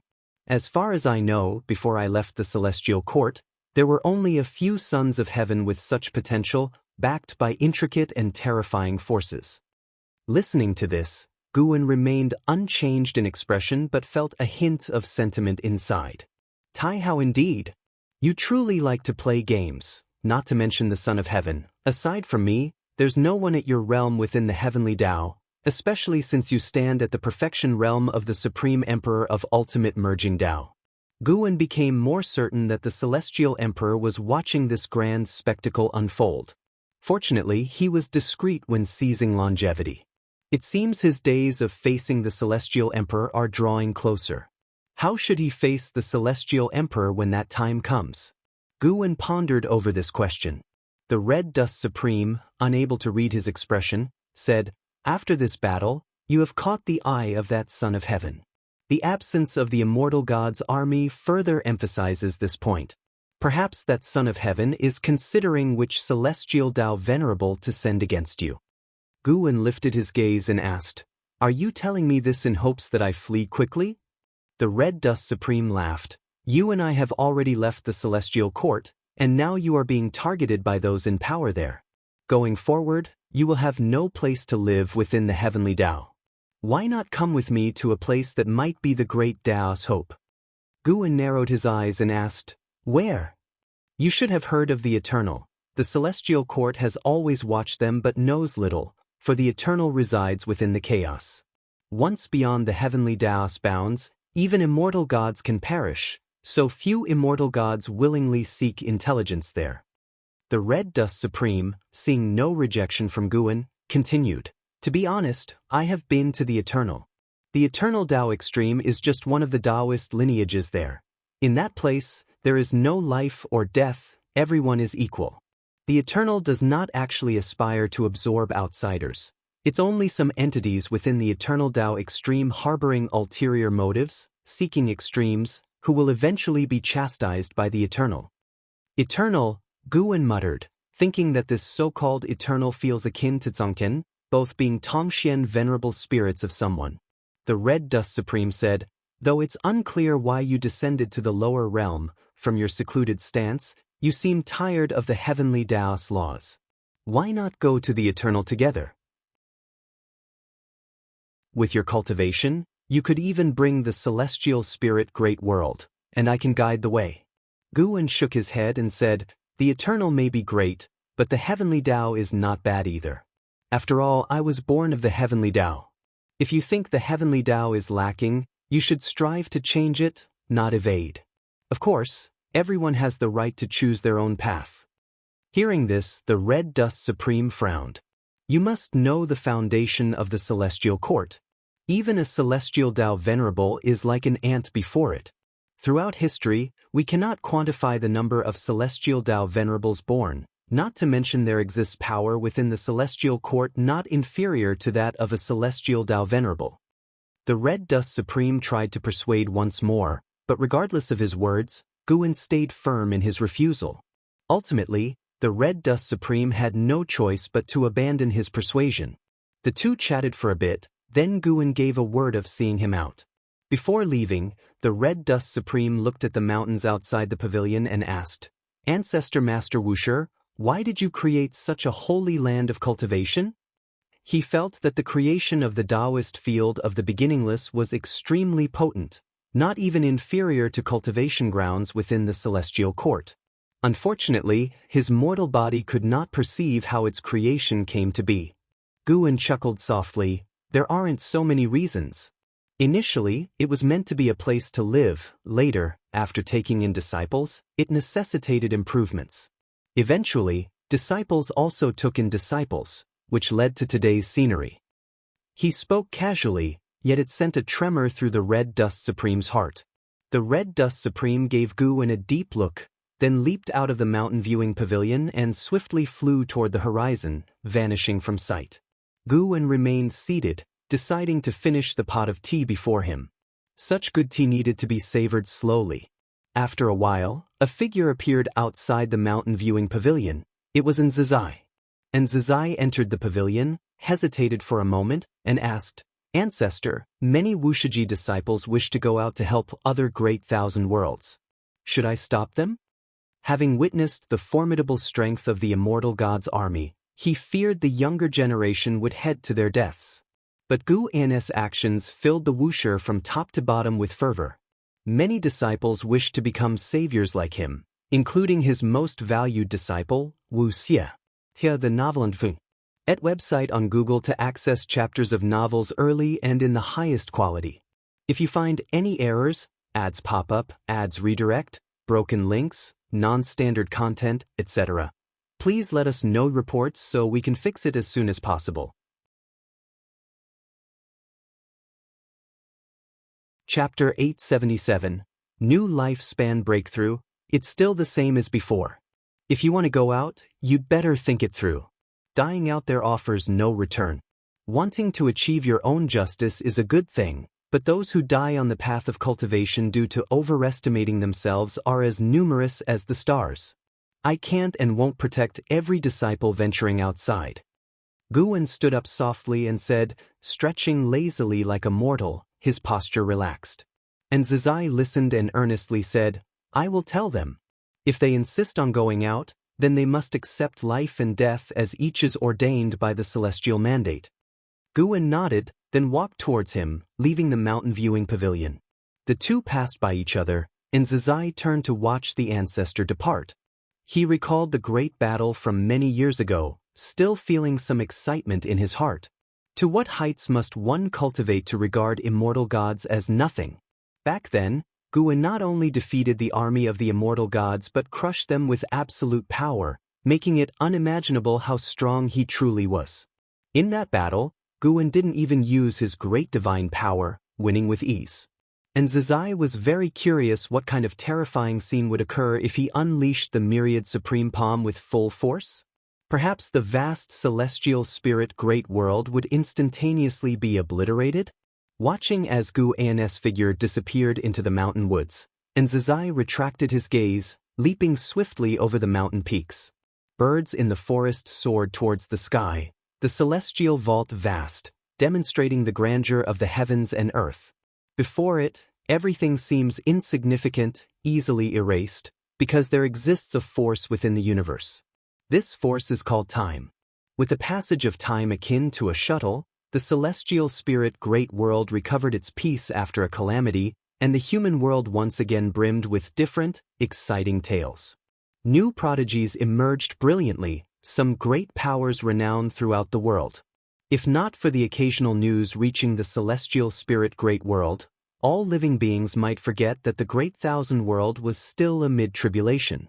Other Great Thousand Worlds, lacking protectors like Guan, could not escape planetary extermination despite rising in resistance. More and more Great Thousand Worlds fell, awakening others to their harsh realities. The celestial spirit great world could repel immortal gods, but that didn't mean others could. They had nothing to be thrilled about. A millennium passed. Your lifespan has first surpassed 10 trillion years, initiating random upgrade for the lifespan function. Your lifespan breakthrough function upgraded. Lifespan breakthrough upgrade successful. Lifespan breakthrough. You can consume lifespan to acquire options for breakthrough locations absolutely without threat and suitable for your current realm, with costs for round-trip transmission. Lines of prompts appeared before Guan, halting his actions. No upgrade occurred when lifespan first reached 100 quadrillion years. Now with crossing another number, functionality upgrade finally triggered. Seeing the annotation for lifespan breakthrough, Guan was immediately at ease. Compared to before, there were two more words. Absolutely. Absolute lack of threat. This was immensely important. Of course, Guan guessed now transmitting for lifespan breakthrough would require significantly more lifespan than before. Other lifespan functions were similar in that, once upgraded, the required lifespan increased greatly.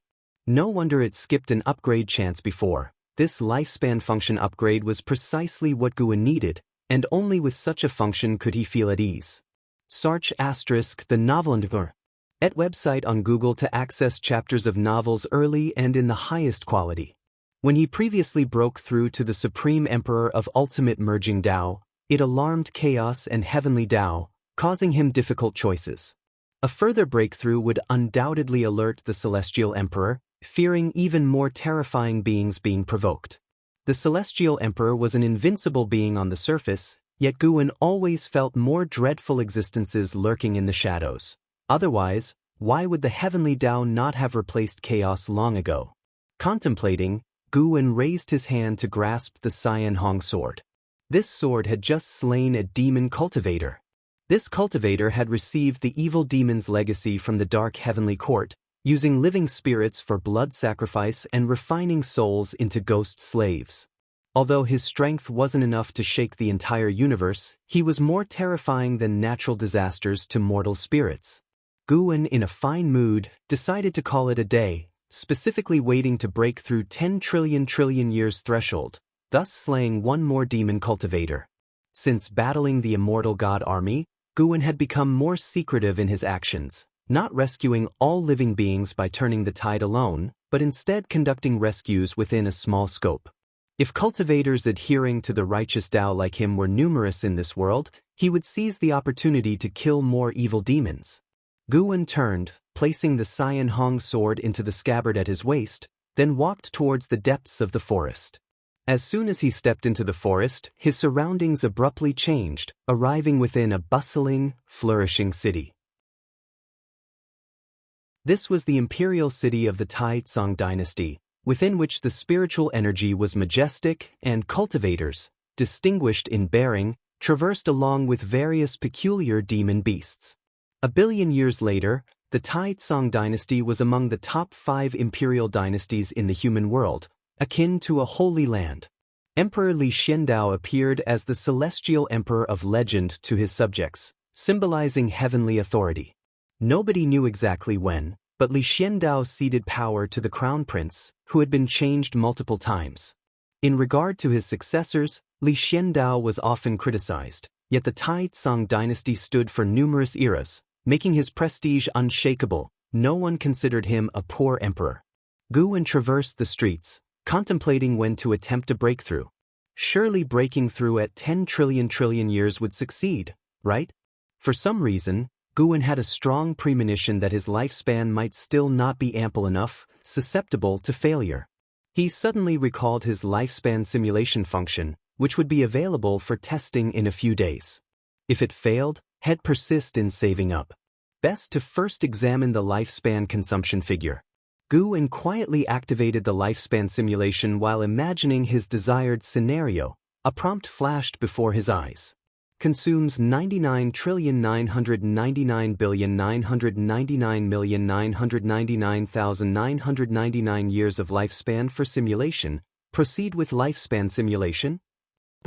This much? Gu En was startled, making his suspicions far more pressing. Not wise to act recklessly. Even with many slain, countless evil demons still existed across the 3,000 great worlds, rising rapidly at an uncontrollable pace. Continue saving. Gu En sighed, then walked towards the direction of the imperial palace. The decision to walk was due to a recent discovery in the imperial city, a new wine named reincarnation wine. Drinking it induced a 3-day dream resembling a journey through reincarnation, its fame widespread, enticing Gu En to try it. Reincarnation wine was sold by the 9 Netherflower House, filled with numerous singers across its 9 floors, now the liveliest entertainment spot in the imperial city. The street in front of the 9 Netherflower House bustled with people, crowded with carriages, mounts, and influential figures constantly arriving. An hour later, Gu En stepped out of the 9 Netherflower House, carrying a jar of reincarnation wine down another street. His figure vanished, suddenly arriving in the imperial garden. Li Xiandao had long awaited there, not because he sensed Gu En's aura ahead of time, but because Gu En had previously informed him he would visit today. If you find any errors, ads pop up, ads redirect, broken links, non-standard content, etc., please let us know reports so we can fix it as soon as possible. Chapter 878. Lord of the Human World. Gu En came to the stone table in the center of the imperial garden, placed the reincarnation wine on the table and smiled. This wine is not bad. I had a bowl earlier, and it indeed contains the mystery of reincarnation. Li Xiandao, dressed in a loose white robe, looked at Gu En and asked, "Have you come for the underworld?" Ever since the celestial spirit great world repelled the army of immortal gods, beings from the underworld have contacted him, hoping to cooperate with the Taizong dynasty to establish a path that connects yin and yang. He hasn't agreed yet and is still considering it. Gu En sat down, rolled his eyes at him, and said irritably, "Whenever I come to find you, when wasn't it to relax?" Li Xiandao couldn't help but shake his head and smile at this. Then he took the initiative to pick up the wine jar and poured wine for Gu En. Afterwards, Gu En talked about his observations within the imperial city, many of which were changes that even Li Xiandao hadn't noticed. Initially, he didn't care much, but as he listened, he found the scenes Gu En described to be quite meaningful. Li Xiandao couldn't help but lament, "I really don't know how great the difference in our realms is. Just by casually describing a street in the mortal world, you can make me feel so deeply moved." Gu En laughed. The great Tao is everywhere. The so-called distinction between immortals and mortals was set after the fact. In the eyes of the great Tao, immortals and mortals are the same. Li Xiandao was lost in thought. Gu En looked at Li Xiandao, able to see all his future. Since defeating the army of immortal gods, the fates of many in the human world have been continuously changing. As someone who is already a heaven-encompassing free immortal, Li Xiandao counts as one of the overlords of heaven and earth, and he is more affected than others. Li Xuando's ambition is greater than anyone's, but he seldom reveals it, and he wouldn't even tell Gu En. Yet Gu En can see it and hear it. As for Li Xuando's ambition, Gu En neither supports nor opposes it. He greatly appreciates Li Zuando's heart for cultivation and his attitude, considering him to be a fellow traveler on the same path. Search * the novel Fire. Net website on Google to access chapters of novels early and in the highest quality. Until now, except for Guan, no one knows Li Zuando's true cultivation level. He always conceals it by lowering 2 great realms when showing himself to others, and those who once forced out his true cultivation level eventually died by his hand, keeping this secret intact. Guan has higher hopes for Li Xiandao. That is to become the master of heaven and earth. Li Xiandao, being emperor for 160 million years, has never exploited the common people for personal gain. He may be domineering, feared by the ministers and royal relatives, but he owes nothing to the people. Guan has already decided to leave the celestial spirit great world in the future, hoping that by then, someone can protect the celestial spirit great world and fulfill his wish. No matter what, in this life Guan was born in the celestial spirit great world, and even though he won't speak of it in his heart, the celestial spirit great world holds significant weight. As to why he wants to leave the celestial spirit great world, it's not out of fear of trouble, but purely a desire to see the outside world. He has been hiding in the celestial spirit great world to grow stronger. Needless to say, beings beyond the supreme emperor of ultimate merging Tao, those surpassing the free immortal, would roam the heavens. In the future, he also wants to retire to other worlds, constantly changing dojos, truly enjoying the freedom of the great Tao. But before that, he needs to break through. After surpassing the supreme emperor of ultimate merging Tao, he will be even more carefree. Even if he leaves the celestial spirit great world, if old friends are in danger, he can assist them at any time, even crossing through all the heavens and myriad realms to help. As they chatted, Li Xiandao brought up the celestial court and lamented, "I wonder how those first immortal gods came to be.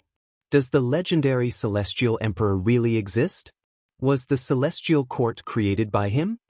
He thought that given Guan's abilities and his fearless attitude towards the celestial court, perhaps Guan had met the celestial emperor and even had significant ties with him.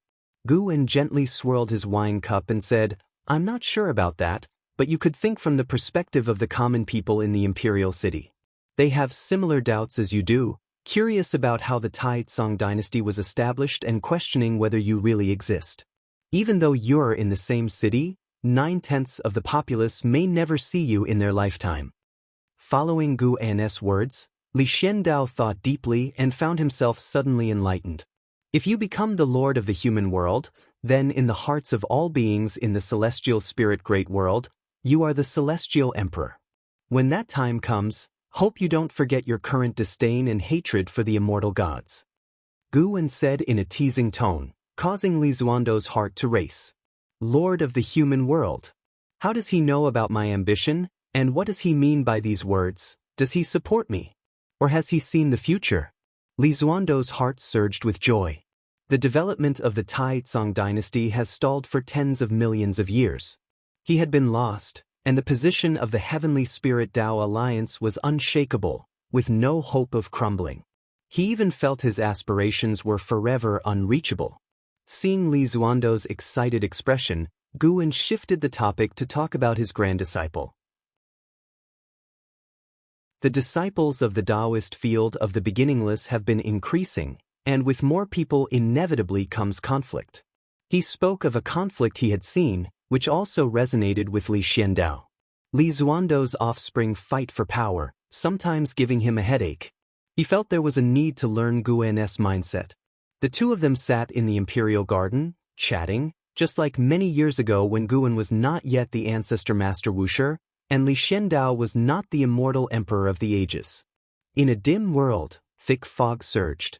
Zhang Buku and Su Yu stood in front of a stele inscribed with strange characters, causing both their brows to furrow deeply. The characters of the ancient heavenly court all contain the true meaning of the great Tao. There are many words I still can't decipher. I'm afraid even after 10,000 years, you and I won't be able to break out. Su Yu said in a pessimistic tone. Zhang Buku clenched his fists tightly, gritting his teeth. 10,000 years? The 3,000 great worlds can't wait that long. Suyu glanced at him and said, "To be honest, even if you and I return to the 3,000 great worlds, we can't change anything. You should be aware of how terrifying the foundation of the celestial court is." Upon hearing this, Zhang Buku's face grew even darker. The thought of the celestial spirit great world turning into a human purgatory made his heart twist as if by knives, as if those beautiful memories were about to be torn apart. "You can rest assured in your cultivation. The celestial spirit great world has been saved." A voice suddenly emerged from within the steel, causing Zhang Buku's expression to change dramatically. The owner of this voice was none other than the Emperor Bone Profound Venerable. For the first time, Zhang Buku found this guy's voice to be so pleasant. He hurriedly asked, "Truly? What exactly happened? Has the celestial court decided to stop cleansing the world?" Suyu was also taken aback. As a former son of heaven, he was well aware of the nature of the struggle behind this calamity. How could it possibly stop so abruptly? An exalted figure known as Ancestor Master Wuxia has repelled all the invading immortal gods. The celestial spirit great world is safe, but other great thousand worlds are still being swept by the immortal gods.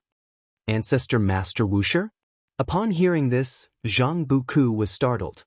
Does the celestial spirit great world have such a being? Su Yu's expression changed even more dramatically as he understood better what these words represented. The voice of the Emperor Bone Profound Venerable resounded once more. However, Ancestor Master Wuxia is bound to draw the fire upon himself. That Son of Heaven will personally deal with him, as an enormously powerful celestial Tao destiny is descending upon the celestial spirit great world. This Son of Heaven possesses power that rivals the celestial Emperor, and Ancestor Master Wuxia is destined for total annihilation. If you find any errors, ads pop up, ads redirect, broken links, non-standard content, etc., please let us know reports so we can fix it as soon as possible.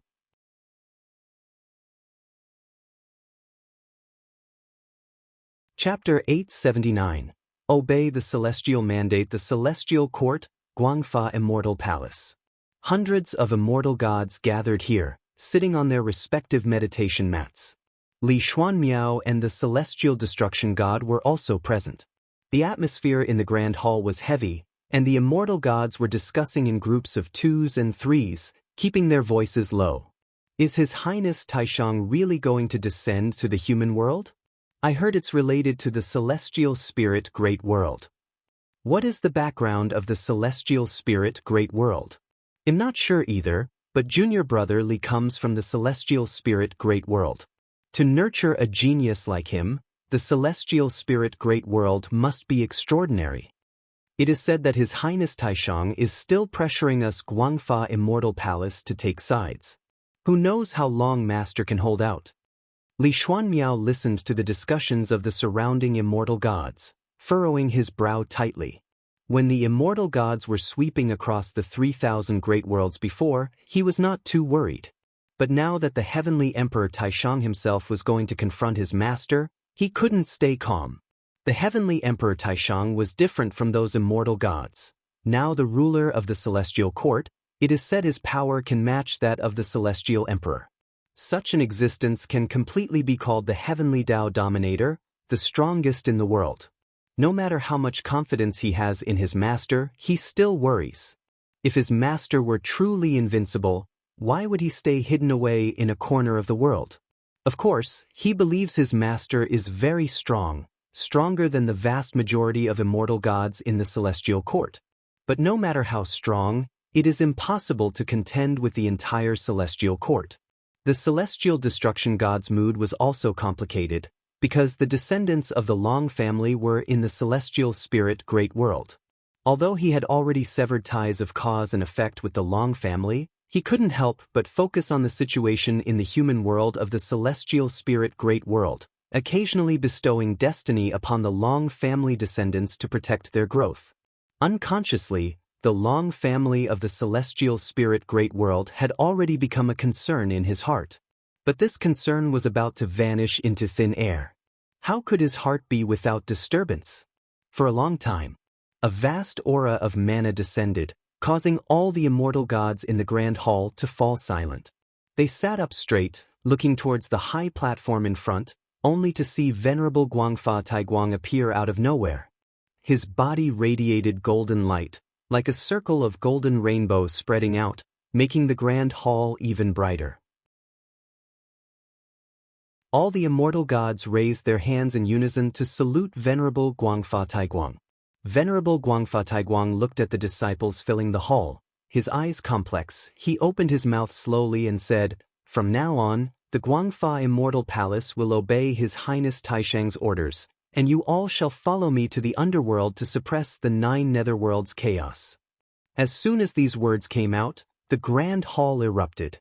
The vast majority of immortal gods became agitated, expressing their discontent.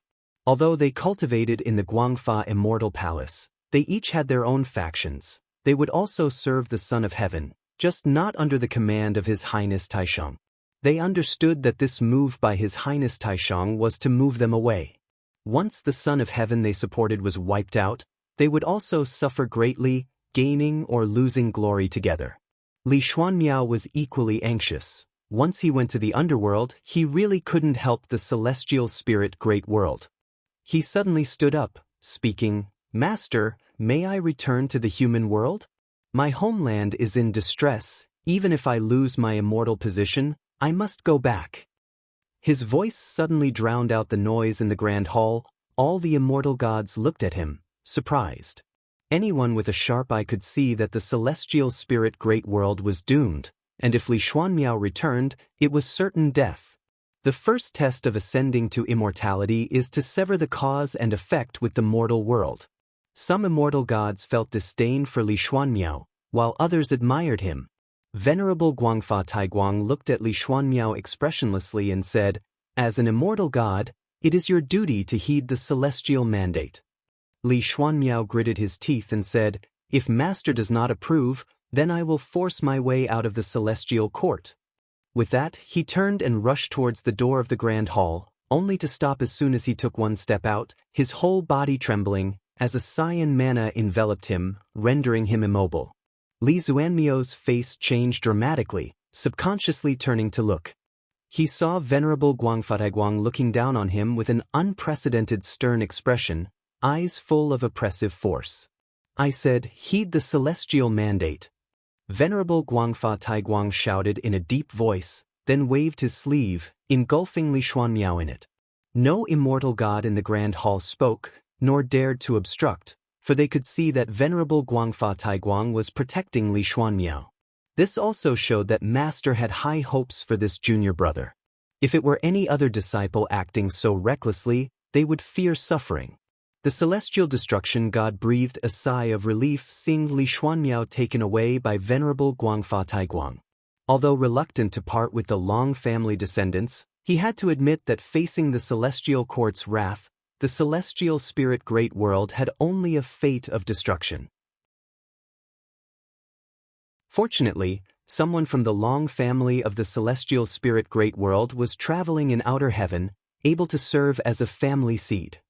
It had been 3 years since Guwen reached his quintillion-year lifespan. This afternoon, Guwen was instructing Su Han in cultivation. Su Han did not follow those passionate disciples into the 10,000 Realms Gate. After experiencing Gu An's battle with the immortal god army, Su Han was deeply stimulated, changing his formerly lax attitude, and began cultivating seriously. Guwen did not refuse his request, starting to teach Su Han swordsmanship. After all, Su Han had practiced swordsmanship in his previous life, so Guwen also expected him to blaze a path in the sword Dao. The two were on the mountain ridge, their heads towards the sky, swinging their swords in the breeze. Su Han practiced the sword technique like a mortal. At first, he felt it was useless, but later he discovered that practicing the sword this way could also inspire his understanding of the sword Dao. Guwen lay under a distant tree reading a book. A falling leaf landed right on his head. He closed the book, placed it into his arms, then stood up, letting the leaf fall from his head. "Continue practicing your sword, I'm going out for a while," Guwen said to Su Han, then walked towards the depths of the forest. Suhan didn't mind, as Guan often left, and besides, no one in this world could threaten Guan walking into the forest. Guan maintained his pace, raised his hand, and the Wuxia divine sparrow flew out of the forest, landing on his hand. He then raised his hand, and the Wuxia divine sparrow leaped up, like an arrow shot from a bow, rushing out of the forest, soaring towards the celestial vault. At the same time, in the distant void of the great Tao, it was pitch black with desolate meteors floating.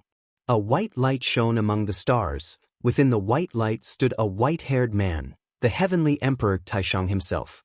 He wore a white robe embroidered with a 5-clawed golden dragon, and a curtain pearl emperor crown adorned his head. His face beneath the curtain pearl was so stern. He was walking through the void, his steps neither hurried nor slow, destination unknown. Suddenly, the heavenly emperor Taishang stopped. Following his gaze, a cluster of golden light appeared in the depths of the void, growing rapidly larger. Within that golden light was the unmistakable Wuxia divine sparrow, soaring with flapping wings. Ia the Nelfire. NT website on Google to access chapters of novels early and in the highest quality. The Wuxia divine sparrow quickly flew in, transforming into the likeness of Guan, wearing a black Tao robe, crowned with the immortal king crown, with the 7-star mirror floating above his shoulder. Guan stepped forward a few steps, then stopped, looking distantly at the heavenly emperor Taishang. Dare I ask which celestial Tao venerable descends to the mortal world? The voice of the heavenly emperor Taishang rang out, tone indifferent, killing intent barely concealed. If you find any errors, ads pop up, ads redirect, broken links, non-standard content, etc., please let us know reports so we can fix it as soon as possible.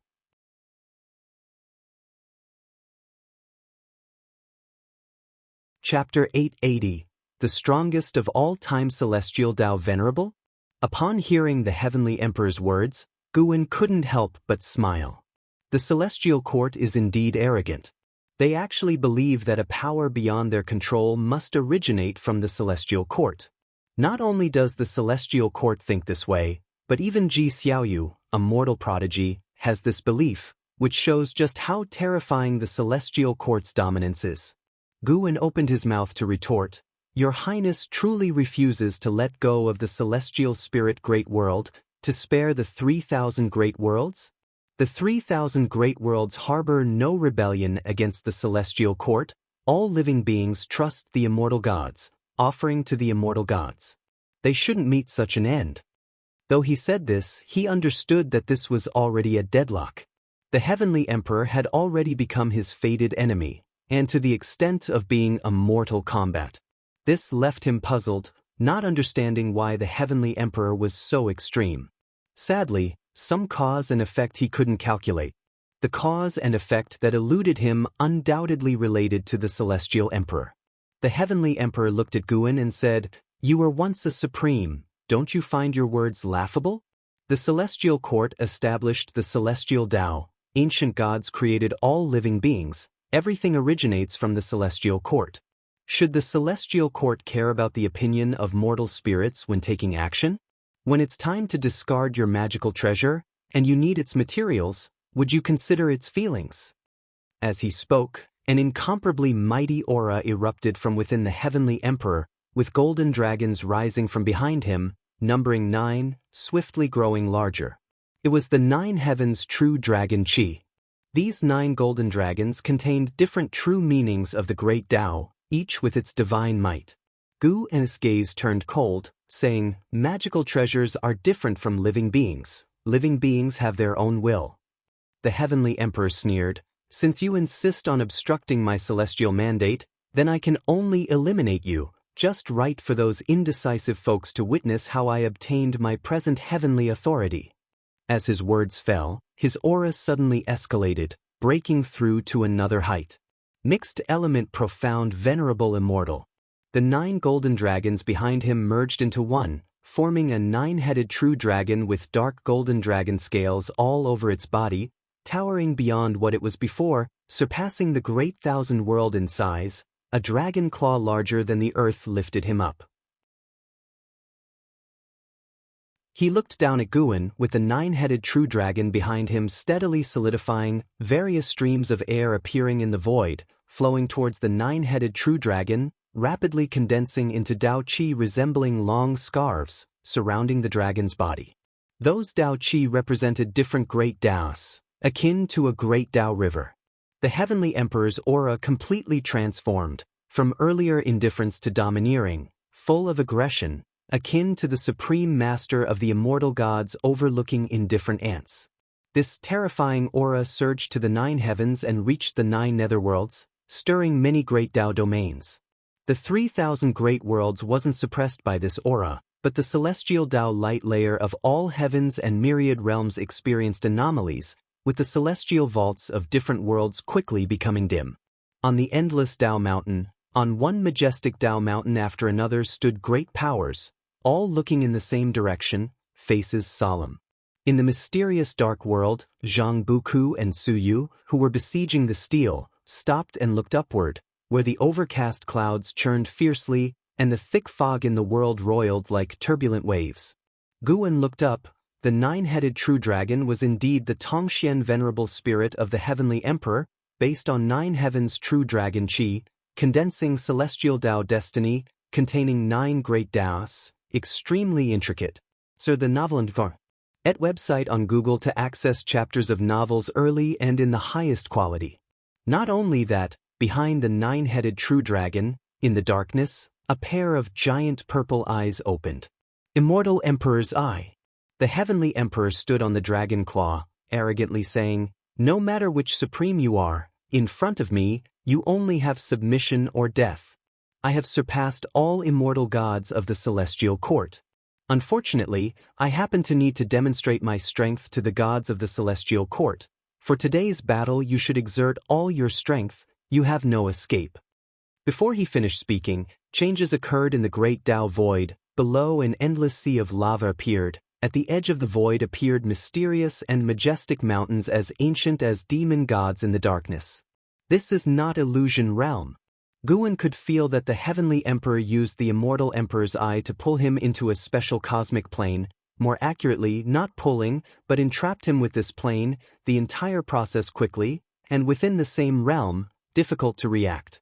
At least the Emperor Bone Profound Venerable is definitely not the opponent of the Heavenly Emperor. From this point, the Heavenly Emperor indeed had the utmost talent, no wonder so arrogant.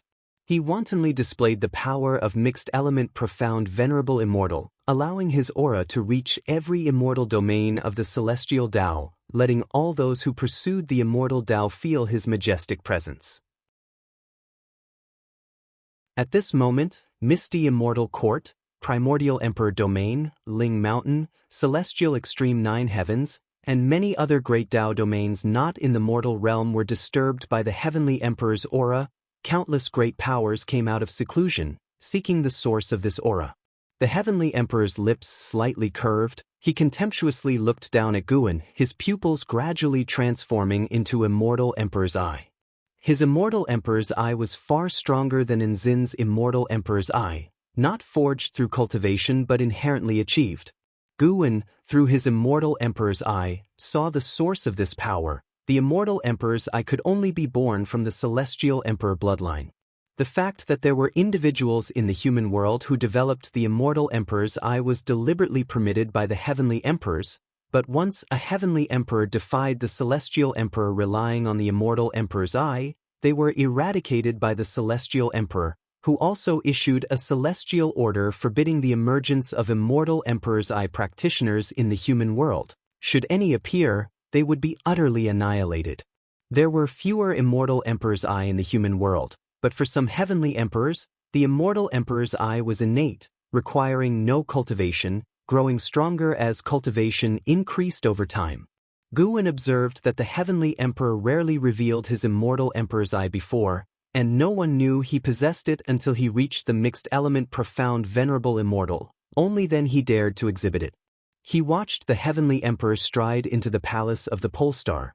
What transpired inside was isolated by the Celestial Emperor's cause and effect. From that point, the Heavenly Emperor began to frequently use his Immortal Emperor's Eye. While probing the Heavenly Emperor's cause and effect, Guwen also pondered how to deal with him. Having too many divine skills is also a blessed dilemma. There is one divine skill he had always anticipated but never exercised. Perhaps now is the opportunity. Since the Heavenly Emperor wishes to flaunt the power of mixed element profound venerable immortal, then Guwen will fulfill his wish. Let the immortal gods witness what kind of power shelters the celestial spirit great world. During the waiting, Guwen hadn't sensed even a trace of the celestial emperor's presence. Thinking now, perhaps the celestial emperor wasn't hiding intentionally but was being restrained by certain matters. If so, then Guwen could be more at ease. Face me with your most powerful divine skills. Face His Majesty. The Heavenly Emperor laughed arrogantly, displaying his ambition without reservation. He aspired not merely to be the strongest Heavenly Emperor, but to become the Celestial Emperor. The Supreme Celestial Emperor. The most powerful Celestial Emperor throughout time. Guwen looked up at the Heavenly Emperor and said, "In that case, as you wish, but this battle differs from previous ones. Even if you resurrect within the Celestial Court, I will not spare you. If you find any errors, ads pop up, ads redirect, broken links, non-standard content, etc., please let us know reports so we can fix it as soon as possible."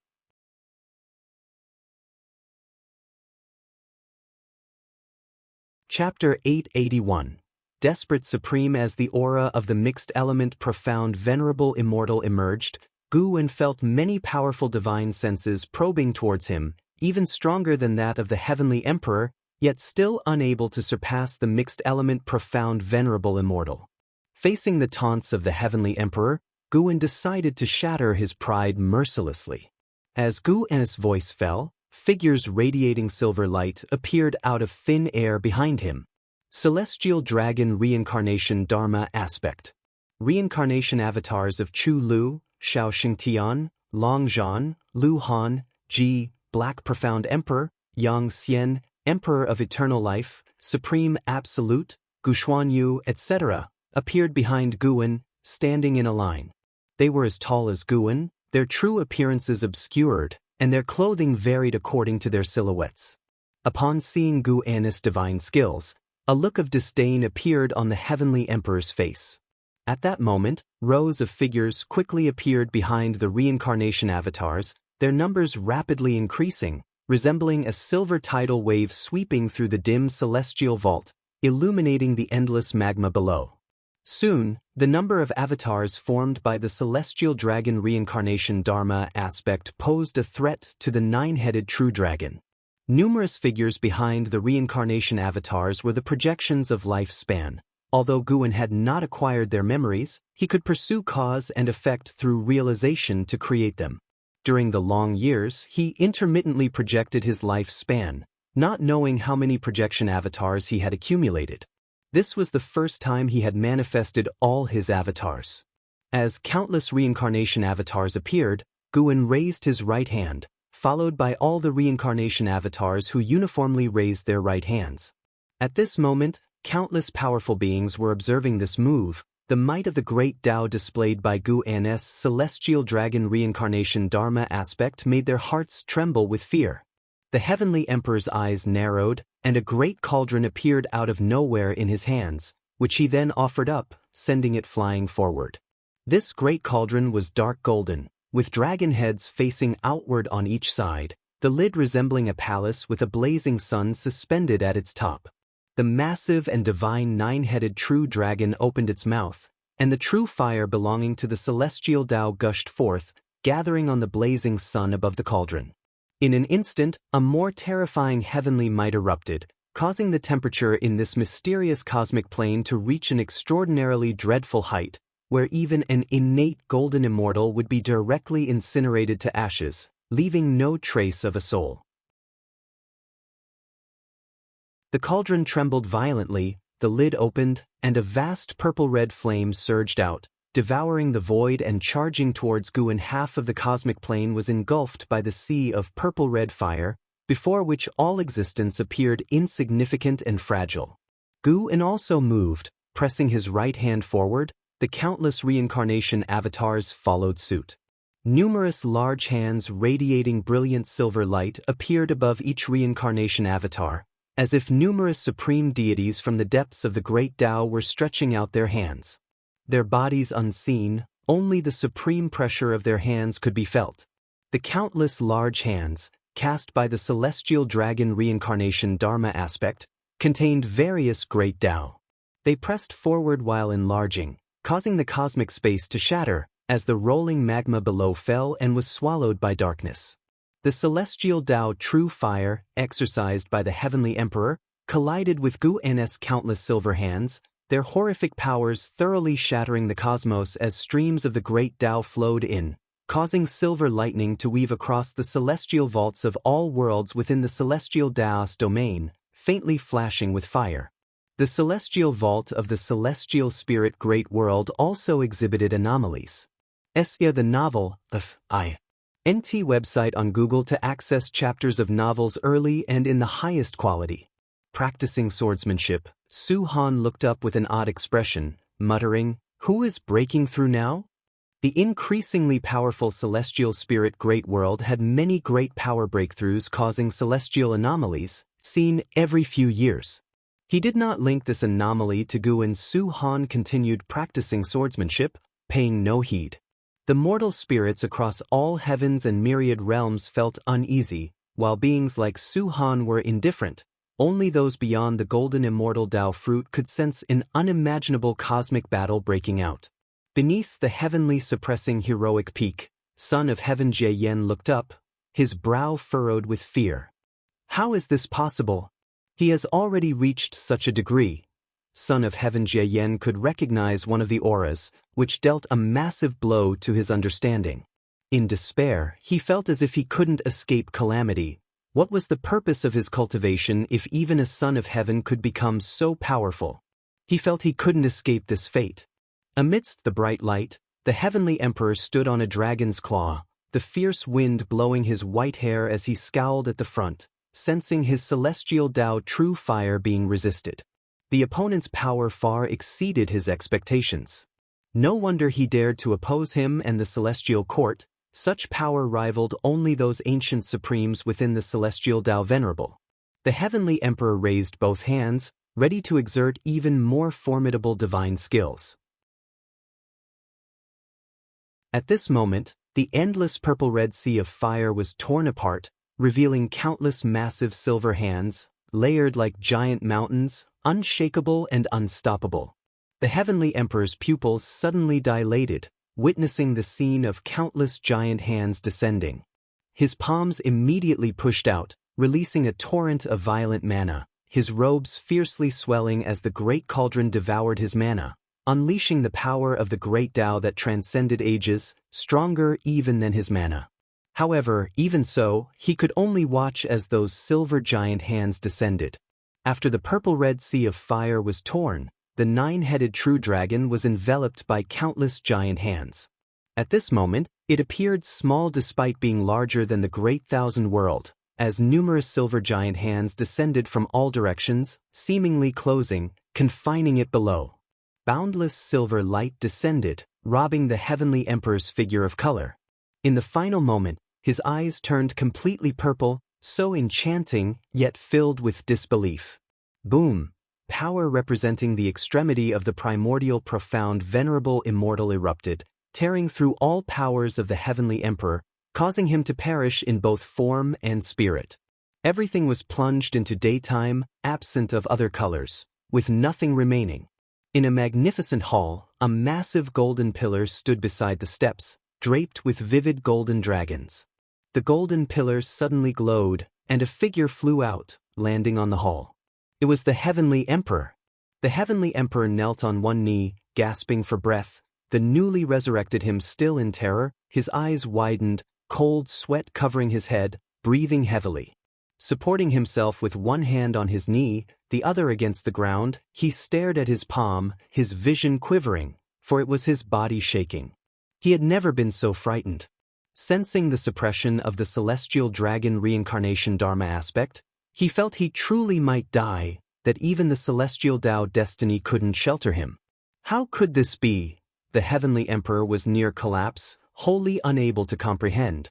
He was already the most powerful within the celestial Tao. Even his father feared and yielded to him, having held the celestial court's power for such a short time, yet encountering such failure, he couldn't accept this reality. Fear, shock, confusion, and anger intertwined within him, completely tearing apart his pride and dignity. A hand suddenly landed on his shoulder, causing his heart to skip a beat and his pupils to constrict. If you find any errors, ads pop up, ads redirect, broken links, non-standard content, etc., please let us know reports so we can fix it as soon as possible.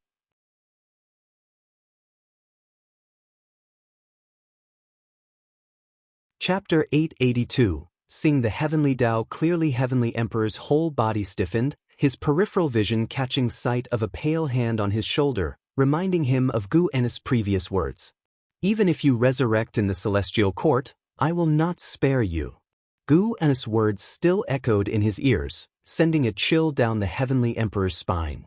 He had never imagined Guin could come so quickly. He had just resurrected, and Guin had already broken into the celestial court, standing behind him, treating the celestial Tao destiny as nothing. Such an existence he had never heard of before. The Heavenly Emperor turned his head with difficulty, and it was indeed Guin standing behind him. Guin pressed his right hand on his shoulder, looking down at him expressionlessly. This was the first time the Heavenly Emperor had seen Guin's true appearance. Guin looked very young, but he did not relax, remaining tense in every nerve. He felt the threat of death. Heavenly Court immortals relied on celestial Tao destiny, immortal and indestructible, but if the other could extinguish the celestial Tao destiny in him, wouldn't he face the possibility of death? The more the Heavenly Emperor thought, the more frightened he became, even feeling an impulse to beg for mercy. Sir, the novel Fire. Any *T website on Google to access chapters of novels early and in the highest quality. He was the Heavenly Emperor, the one who wielded the highest power of the celestial court. He was to become the celestial emperor. How could he beg for mercy from a mortal spirit? Even if this mortal spirit was once the celestial Tao venerable. The Heavenly Emperor roared in his heart, but his lips moved uncontrollably, beginning to open. Guin quietly looked down at him, letting him endure the torment, but compared to the beings slaughtered by immortals, what did his torment count for? The Heavenly Emperor spat out a word, then his face changed slightly, hurriedly altering his words. Spare me, Guin asked, and can you spare the 3,000 great worlds? The Heavenly Emperor nodded hastily, responding, I can. Guin's right hand gently squeezed, and the Heavenly Emperor showed a look of despair, feeling his mana dissipating. Give me a chance. I truly realize my mistake. If you destroy me, another Heavenly Emperor will rise, the battle for power will not end, and the 3,000 great worlds will still face annihilation. The Heavenly Emperor pleaded desperately, unable to stand, unable to escape Guin's grasp, only able to feel his mana draining away, pushing him to the abyss of despair. Guin remained expressionless, plunging the Heavenly Emperor into utter despair. His body weakened more and more, almost collapsing on the ground. In his mind flashed many images, the long journey of his life. He was born in a great thousand world. When his mother gave birth to him, she was unmarried, causing him to be ostracized within the family, even leading to his mother's death being forced. At her death, he awakened the power of the celestial emperor bloodline. He transformed into an innate immortal god overnight, becoming the strongest of his time, slaughtering his whole family with his immense power, even alarming the sect behind the family. After exterminating the family, he provoked the sect to hunt him down, annihilate that sect, and stronger sects came to kill him, calling him a calamity.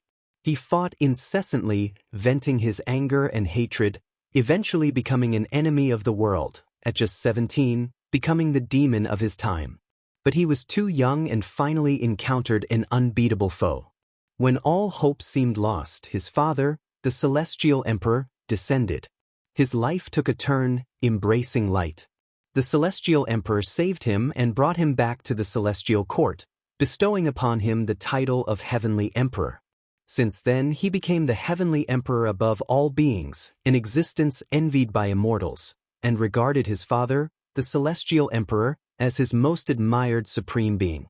Initially, the celestial emperor was very close to him, fulfilling all his needs. Those were his happiest days.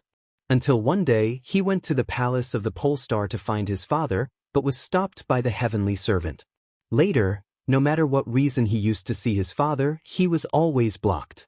Gradually, he realized he had fallen out of favor, and later heard of a new heavenly emperor appearing, just like he was once kept by his father's side. Through endless years, his heart grew cold, watching one heavenly emperor after another favored, and witnessing others, like him, being coldly treated. He even experienced the terrifying disaster of a heavenly emperor challenging his father, a battle that alarmed the entire celestial court, with that heavenly emperor cast into the 9 nether purgatory, never to reincarnate, his father forbidding the birth of the immortal emperor's eye. Patience and strengthening, these became the main themes of the heavenly emperor's life. He became the unnoticed heavenly emperor, feeling his talent surpassed others, yet never showing it. At some point he started to resent his father, whose whims deeply hurt him. But when he forced his father to give way, he became like his father. Under Guwen's hand, the heavenly emperor suddenly realized he had become the person he despised the most. He couldn't discern whether his cleansing of the 3,000 great worlds was against Shenyuan human venerable, or aimed at long-buried hatred in his heart. All of his past made his fear begin to recede. Even if he begged for mercy, Guwen had no intention to spare him, so why die so disgracefully? The heavenly emperor lowered his head, his other hand unable to support his knee. As his mana dissipated, he slumped to the ground with a thud. He closed his eyes, ready to embrace death. However, after a few breaths, the anticipated pain did not occur.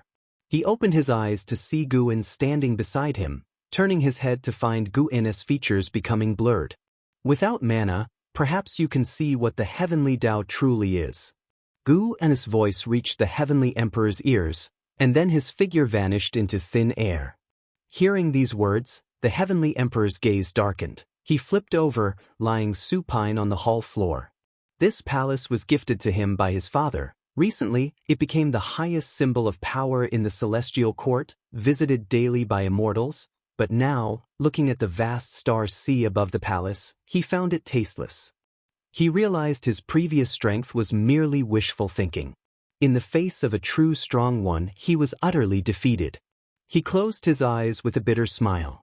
Ancestor Master Wuxia dissipated his cultivation, and just by this method, he could be sure Ancestor Master Wuxia possessed the ability to destroy him.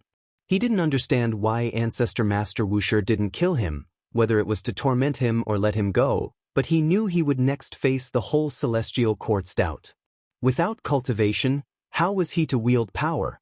After a long while, a voice came from outside the hall. "Your Highness, are you there?"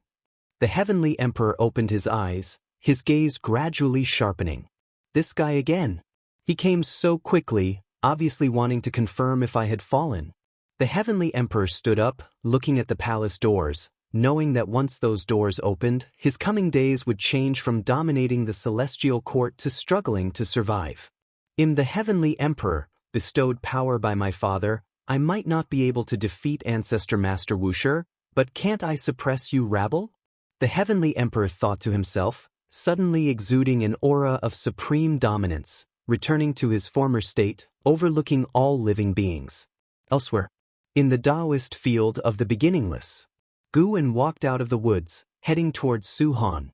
Su Han was still practicing his sword, and when Guwen approached, he asked, "Ancestor, there was another celestial phenomenon earlier, but it came quickly and disappeared just as fast. Did someone fail the crossing of tribulation?" Guwen took a book from his bosom, walking to a large tree, sitting down and casually replying, "Perhaps." Seeing his lack of interest, Su Han shifted topics, musing, "Recently, phenomena have been frequent. Maybe the pressure from the immortal gods on cultivators is too much. I wonder if the immortal gods will return. When will peace come to the 3,000 great worlds?"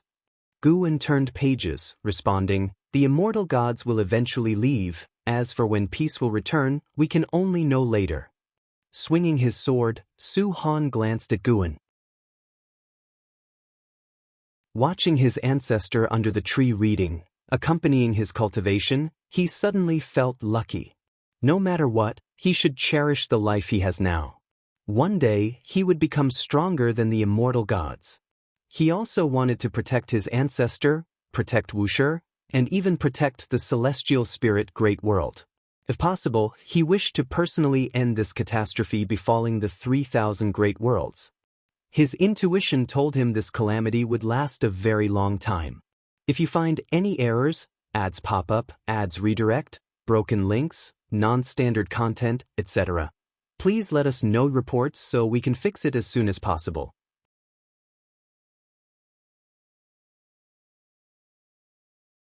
Chapter 883, The Day of Breakthrough. Above the billowing thunderclouds, Marshal of Heaven stood proudly on the cloud's edge, his expression somber. The earlier mysterious battle had tugged at his thoughts, and he could confirm that the terrifying aura originated from the Heavenly Emperor. The strength of the Heavenly Emperor deeply shook him, and he finally understood why the Heavenly Emperor could wield such power. He had never felt such a powerful presence before. At the same time, his heart was filled with confusion over what kind of entity could force the Heavenly Emperor to personally intervene. Marshal of Heaven suddenly felt that a celestial decree would soon be issued. Over the years, as he led the celestial army in battle, he could sense that those worlds they had invaded were infiltrated by chaos evil demons. He initially wanted to turn back but was blocked by the celestial order. This made him suspect for a time that there might be a traitor from the chaos within the celestial court, but the celestial order is supreme, and he could only comply. Soon, an immortal monarch passed through the clouds, landing beside him, respectfully saluting and asking, "Marshal, where shall we proceed after the destruction of this realm?" The failure in the celestial spirit Great World had made the army of immortal gods more cautious, and which Great Thousand World to proceed to became a concern of many immortal gods. Immortal gods are immortal, but this relies on the celestial Tao destiny, and each resurrection consumes their destiny or cultivation level. Dying once or twice is fine, but no immortal god wishes to die frequently. Marshal of Heaven was silent for a moment, then said, "Wait for my orders." The immortal monarch, hearing this, secretly sighed in relief, then saluted and withdrew. Marshal of Heaven continued to stand on the cloud's edge, waiting, closing his eyes, lost in thought. Several days later, he suddenly opened his eyes to see a beam of golden light crossing the cosmic plane and swiftly arriving before him. He raised his hand to catch it, and the golden light dispersed into stars, merging into his body. After receiving the information, a look of surprise emerged on his face. The celestial decree has changed. The battle between Guan and the Heavenly Emperor outside the 3,000 Great Worlds had caused a great stir, but within the 3,000 Great Worlds, there was little reaction. The worlds ravaged by the immortal gods continued to suffer the invasion of chaos evil demons, while those yet untouched anxiously awaited the arrival of the immortal god army. Guan continued with his usual routine, picking ripe medicinal herbs and venturing to other Great Thousand Worlds to harvest lifespans. When he saw the immortal god army turning back to hunt the chaos evil demons, he was quietly pleased. The Heavenly Emperor still had some sense. The reason Guan didn't kill him was partly due to Tai Hao's face, and partly because the celestial court should not be without a leader. Chaos is the most terrifying. Guan had no patience to create the peaceful world that all beings desired, but he could make those in power change their attitudes. After the Heavenly Emperor changed the celestial decree, he again busied himself dealing with the immortal gods. Although he lost his cultivation level, he rarely revealed his aura in daily life, and he could still harness the celestial Tao destiny, so he pretended his cultivation level remained, stabilizing the situation in the celestial court. However, Guan could see that some immortal gods were doubtful, hinting that the Heavenly Emperor would face even more troubles. At the same time, Guan also saw some immortal gods meeting alone with the entities of the Dark Heavenly Court, indicating that the Dark Heavenly Court chose this time to invade the 3,000 Great Worlds not merely due to a power vacuum but with a hidden scheme. These matters were of no concern to Guan. He had no interest in helping the celestial court. Taking advantage of the chaotic situation to harvest lifespans was key.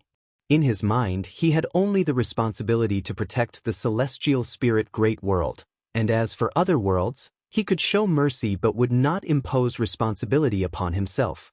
Time continued to pass. The war of the immortal gods became increasingly distant for the all-beings of the celestial spirit great world. Their focus shifted from the immortal gods to the affairs of all under heaven.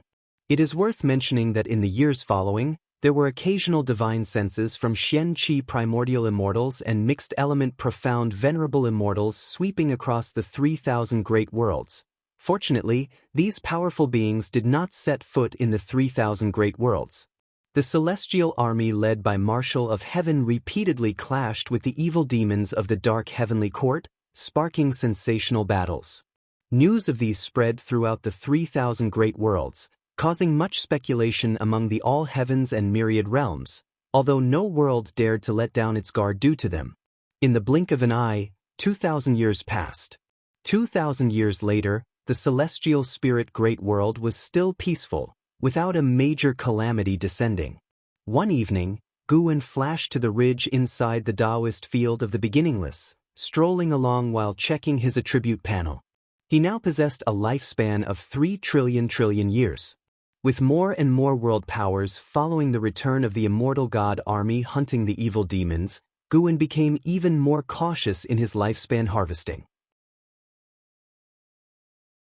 Even though he was as strong as the Celestial Emperor, he did not want to expose his ability to harvest lifespans, which was fundamental to his standing. He did not wish to reveal it at any time. Guan contemplated when to break through. Compared to the lifespan consumed during the last breakthrough, his lifespan now had multiplied by 1,000 times. Even though the gap between the Supreme Emperor of Ultimate Merging Tao and Saint was vast, it should not exceed 1,000-fold difference, right? Guan decided that when he reached a lifespan of 10 trillion years, he would break through, and he planned to accelerate his lifespan harvesting pace. The reason for this was that he had foreseen more changes in the future for the 3,000 great worlds, with some variables even he could not discern clearly. Sarthanav net website on Google to access chapters of novels early and in the highest quality. The only current possibility for these indiscernible variables was because of that being Lord of the Celestial Court, Celestial Emperor. Once the Celestial Emperor was born, he might come looking for Guan, which was why Guan hoped to break through before then. Tomorrow, I should go and kill a few Tao Extreme Daluo immortals. An Xen thought to himself, his mood becoming delightful. A certain great thousand world was occupied by several Tao Extreme Daluo immortals. These Tao Extreme Daluo immortals were from the demon race of the Dark Heavenly Court, commanding innumerable demon soldiers and demon generals, making it difficult even for the immortal god army to breach. The reason Celestial Court hadn't sent stronger reinforcements was that battles surpassing Tao Extreme Daluo immortals were taking place on the edge of the Heavenly Tao. Unlike the last major war where the Dark Heavenly Court only sent Emperor Bone Profound Venerable, this time, the Dark Heavenly Court's onslaught was unending, which might also explain the Celestial Emperor's imminent return. Guan walked past the mountain ridge, descending the path alongside fields of medicinal herbs, seeing disciples at work. The Ghost Mother of Ephemera was also there, guiding these disciples in cultivating high-tier cultivation herbs. Upon seeing Guan, she immediately stepped forward to greet him with a bow. Finally, you have some disciples to keep you company. It will be less burdensome for you in the future. Guan said with a smile, his tone full of praise. The Ghost Mother of Ephemera struggled to contain her excitement, saying, if it weren't for your assistance achieving the status of heaven-encompassing free immortal, how would those disciples come to pay homage to me? It's all thanks to your grace. These were her heartfelt words. Having killed Gu An's disciple, she had been a prisoner when taken into Wushi's fold, but now she was a Wushiji disciple, occasionally able to venture out. Her current cultivation level placed her as a formidable great power in the outside world. She always felt grateful to Guan, cherishing her current life. Guan encouraged, I see all that you do. As long as you are willing, I will take you with me wherever I go in the future. With the ghost mother of ephemera by his side, he could peacefully enjoy a leisurely life. He truly planned to keep her with him in the future. If you find any errors, ads pop up, ads redirect, broken links, non-standard content, etc., please let us know reports so we can fix it as soon as possible.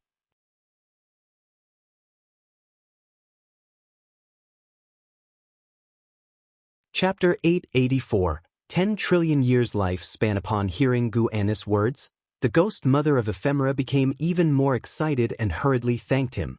At the same time, she was startled in her heart. The master wants to leave the celestial spirit great world? It makes sense. After sheltering the celestial spirit great world so many times, she too would feel tired. Perhaps without such a powerful Taoist lineage like Wuxia, the celestial spirit great world could have fewer major troubles. This was what the ghost mother of ephemera thought, and after a few simple words with Guan, he left, while she watched his departing figure and stood thinking for a long time. After contemplating for a long time, the ghost mother of ephemera decided not to think about it. After all, it's fine as long as she follows the master. She had been with Wuxia for over 1 billion years and never felt bored, because here, she could constantly pursue the great Tao and never tire. The process of enlightenment was more satisfying to her than any pleasure in the world. In the underworld, the world was dim, shrouded in thick fog. CTH Nelfer. Net website on Google to access chapters of novels early and in the highest quality. Zhang Buku and Suyu followed Emperor Bone Profound Venerable. Ahead loomed a tremendously majestic mountain, with a bottomless gorge in the middle, towards which they were heading. As they walked, Zhang Buku turned to look at a pile of white bones by the roadside, where 2 ghost souls seemed to be only 2 or 3 years old, timidly looking at Zhang Buku. Don't look at them. Despite their harmless appearance, they are the most terrifying cause and effect deep in the 9 netherworlds. The voice of Emperor Bone Profound Venerable came from ahead, prompting Zhang Buku to withdraw his gaze. Su Yu, looking at the back of Emperor Bone Profound Venerable, frowned and asked, "We are already deep within the underworld. Though I've never been here, this place is called the Immortal God Forbidden Area. Who exactly are you looking for?" He had already integrated into the destiny of the Dark Heavenly Court, but he could no longer see through what the Dark Heavenly Court intended to do. Revenge against the Celestial Court? Replace the Celestial Court? Suyu always felt the Dark Heavenly Court was harboring an even greater plot, as if they were searching for something. This is indeed the Immortal God Forbidden Area because it was born before the Heavenly Tao. It is the source of reincarnation. This place has no hour, no cause and effect, and in the past, it was nothing. But since the creation of the Heavenly Tao, more and more souls have fled here wanting to escape reincarnation, gradually leading to changes in this place. Emperor Bone Profound Venerable walked ahead, saying softly, "This place is called the 9 Netherworld Death Realm, an area where the Great Tao cannot intervene. There's a Supreme Being here. I represent the Dark Heavenly Court in inviting him to step into the world, and also to seek opportunities for you too." Emperor Bone Profound Venerable's words made Zhang Buku and Suyu even more curious. Zhang Buku couldn't help asking, "A Supreme Being? Someone comparable to the Heavenly Emperor Tai Shang and Ancestor Master Wuxia?" Thousands of years ago, the battle between Heavenly Emperor Tai Shang and Ancestor Master Wuxia could be felt even by those like them, deeply engaged in the great Taoist dimensions. That overwhelming aura made them feel dwarfed in comparison. Far surpassing them, only that celestial emperor can compare. Emperor Bone Profound Venerable answered thus, pausing for a moment before continuing, "Heavenly Emperor Tai Shang is indeed powerful, considered the most outstanding son of heaven. But compared to the celestial emperor, he's still far behind, whereas the being deep in the 9 Netherworld Death Realm is so powerful that even the celestial emperor couldn't do anything to him. He is called the 9 Nether Emperor, and supposedly, his will was born at the beginning of chaos, later reshaping his body with the resentment chi of the 9 Netherworld Death Realm with unfathomable Tao practice. The 9 Nether Emperor. So you was hearing this name for the first time, and just the fact that he was born at the beginning of chaos made him feel immense pressure. Once a son of heaven, So you had a deep understanding of the great Tao, aware that many powerful beings and even Taoist lineages existed before the birth of the heavenly Tao. That vast chaos had witnessed countless golden ages, but for reasons unknown, chaos had become desolate, as if only the heavenly Tao had sentient beings, while within chaos were beings exiled by the heavenly Tao. Zhang Buku frowned and asked, "If he's truly that powerful, why would he remain here?" Emperor Bone Profound Venerable snorted without looking back. "Humph, do you think all powerful beings want to touch the heavenly Tao? You better abandon that thought in the future. The Dark Heavenly Court is here for revenge, but for those like the Nine Nether Emperor, the affairs of the heavenly Tao hold no allure. He could even create a similar destiny order to the heavenly Tao, but he sees no need in doing so." Zhang Buku wanted to ask, "If that's the case, how can you persuade the Nine Nether Emperor?" But as the words lingered on his lips, he felt that asking was meaningless. This matter was beyond his ability to influence. Instead of questioning this, he should think about how to survive the next calamity. The more Emperor Bone Profound Venerable nurtured him, the more it felt like a scheme. There's no unsolicited goodwill in the world, especially since Emperor Bone Profound Venerable was entirely skeletal, making Zhang Buku suspect that the other party wanted to possess him. Strengthening his body as much as possible, then taking possession of it. Zhang Buku had heard and seen many such stories, so he never let down his guard. The three of them fell into silence, drawing nearer to the gorge ahead. Zhang Buku looked up but couldn't see the summit. It felt as if they were walking toward the edge of the world. The news that the immortal gods were no longer slaughtering mortal spirits and had truly begun to clear out evil demons reached the celestial spirit great world, allowing the major sects and imperial dynasties to finally breathe a sigh of relief. They shifted their attention from external matters to internal development. In times of peace, time always flies by quickly. 10,000 years passed in a flash. On this afternoon, in Gu An's courtyard, second-generation disciples gathered, setting up wine tables. They were very happy because such days were rare, and they awaited Gu An's return. While waiting, they talked about worldly affairs, including the immortal demon war in the 3,000 great worlds. Nowadays, there was interaction between the 3,000 great worlds, so news about them also spread here. The term Dark Heavenly Court had entered the sight of all beings. They were curious about the origins of the Dark Heavenly Court and its relationship with the Celestial Court. Until Guan walked into the courtyard, all the disciples rose. "Master, where did you go playing again?" the celestial demon child laughingly asked. She recently broke through to innate golden immortal and often wore a smile. Guan carried 2 jars of reincarnation wine. Smiling, "I took a stroll around the Tai Tsong dynasty." The ghost mother of Ephemera and Nzazai immediately approached to take the wine from his hands. Blood Prison Great Saint shouted from the side, saying how 2 jars weren't enough to drink, to which Guan responded that less is for better savoring. Guan sat at the main table, and Nzazai immediately led others to serve the already prepared fine wines and delicacies. The celestial scion sat beside Guan, deliberately leaning closer, curiously asking, "Master, what day is it today? Why gather us here?"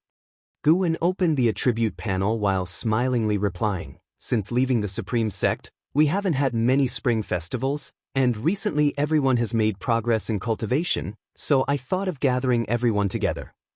Name, Guan, lifespan, 160, 706, 032/1, 000, 000, 000, 051, 336, 914, 607, physique, creation essence body, cultivation level, ultimate merging Tao Venerable Emperor realm perfection, 10 trillion years of life. Guan was in high spirits today as he had gathered so many years of life in under 10,000 years, although he regretted not triggering the hint to upgrade the lifespan function.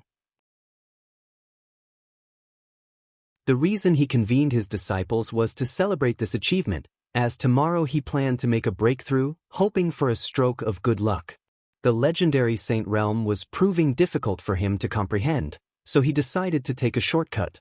In less than 10,000 years, he had collected such an amount of lifespan, which put him in a great mood, despite not triggering the lifespan function upgrade hint. He decided to gather all the disciples to discuss this before his departure, as he hoped to achieve success in the upcoming breakthrough. If you find any errors, ads pop up, ads redirect, broken links, non-standard content, etc., please let us know reports so we can fix it as soon as possible.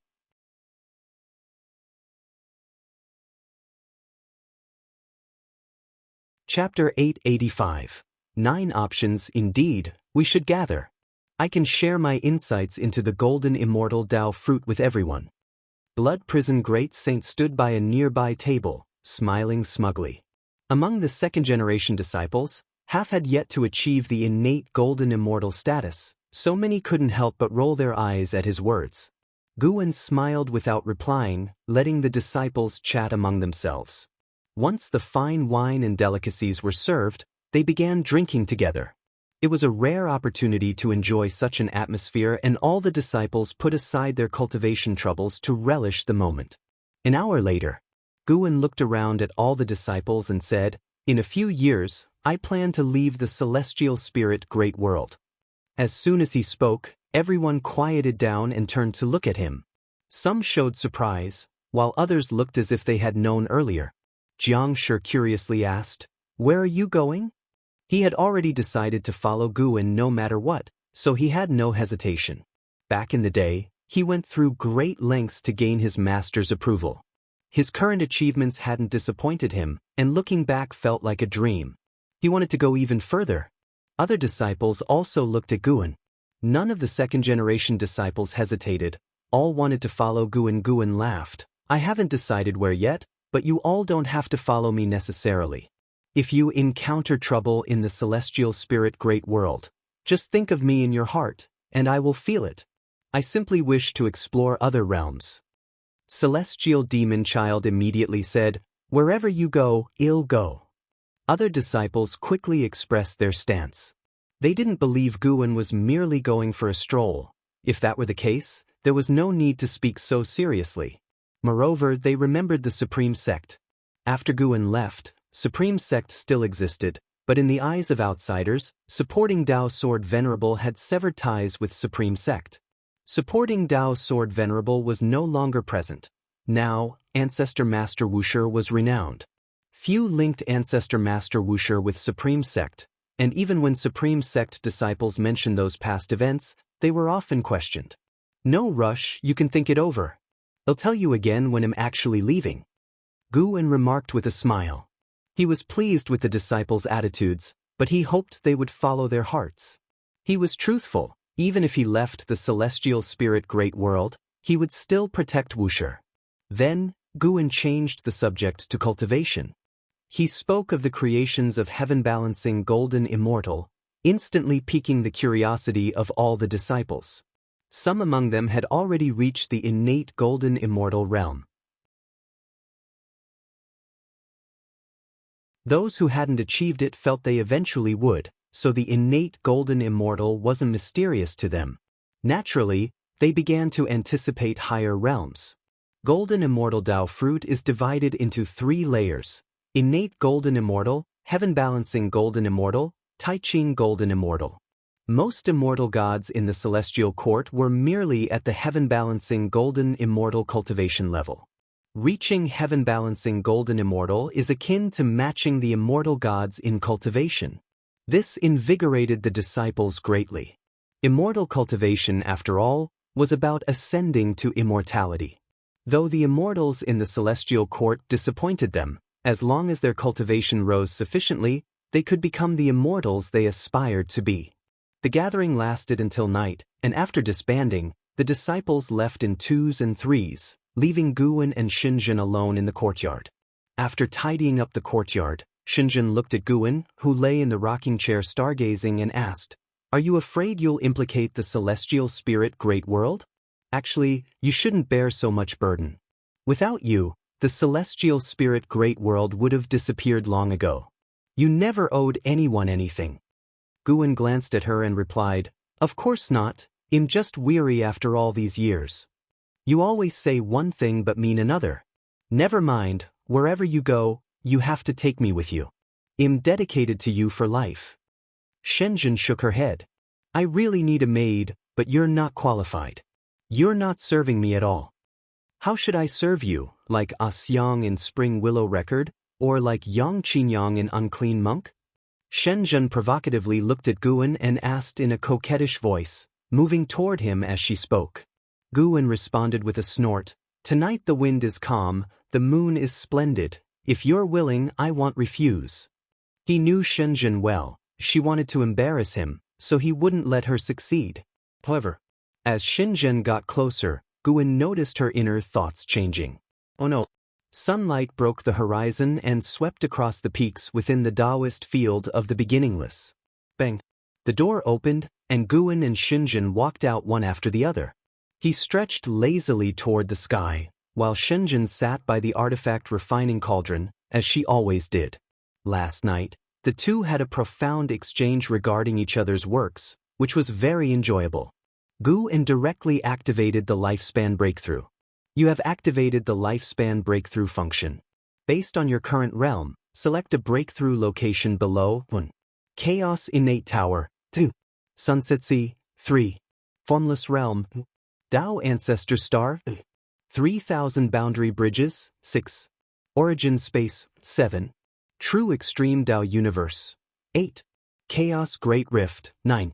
Immortal Spirit Infinite Mountain. Still 9 options. This means these places can potentially give rise to terrifying beings surpassing the Supreme Emperor of Ultimate Merging Tao. Of course, this is just potential. If such beings exist, these places wouldn't be absolutely safe for Guan. Guan didn't make a decision immediately. He walked toward the courtyard gate to ponder. The names of these places seemed extraordinary, worthy of serious consideration. As for his departure, Shenzhen didn't care, not even glancing at him. Walking down the mountain path, Guan focused on the suggestions before him. Chaos Innate Tower sounded like a magical treasure. Was it left by a supreme expert? Sunset Sea, Formless Realm revealed no clues. Tao Ancestor Star. Could it be the first star since the dawn of the Great Tao? Guan thought of his past life, Earth. Within the heavenly Tao, there were mortal stars similar to Earth, but none like his recollection of Earth, which led him to further speculate about chaos. 3000 boundary bridges didn't attract him much, but origin space-time fueled his imagination. True Extreme Tao Universe, Chaos Great Rift, Immortal Spirit Infinite Mountain sounded awe-inspiring. After weighing his options, Guan reached a conclusion.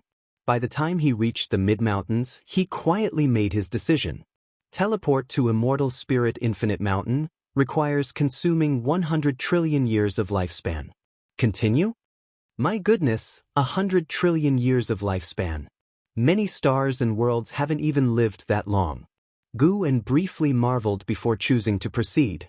Soon, the familiar dizziness struck, causing him to instinctively close his eyes, losing perception of his surroundings. After a while, Guan felt his feet touch the ground and slowly opened his eyes. A breeze swept toward him, fluttering his black hair and widening his pupils. If you find any errors, ads pop up, ads redirect, broken links, non-standard content, etc., please let us know reports so we can fix it as soon as possible.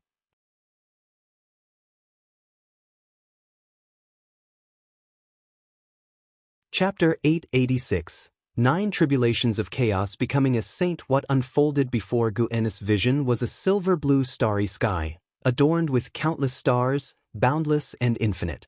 Such vastness was truly breathtaking, even for him, the Supreme Emperor of Ultimate Merging Tao.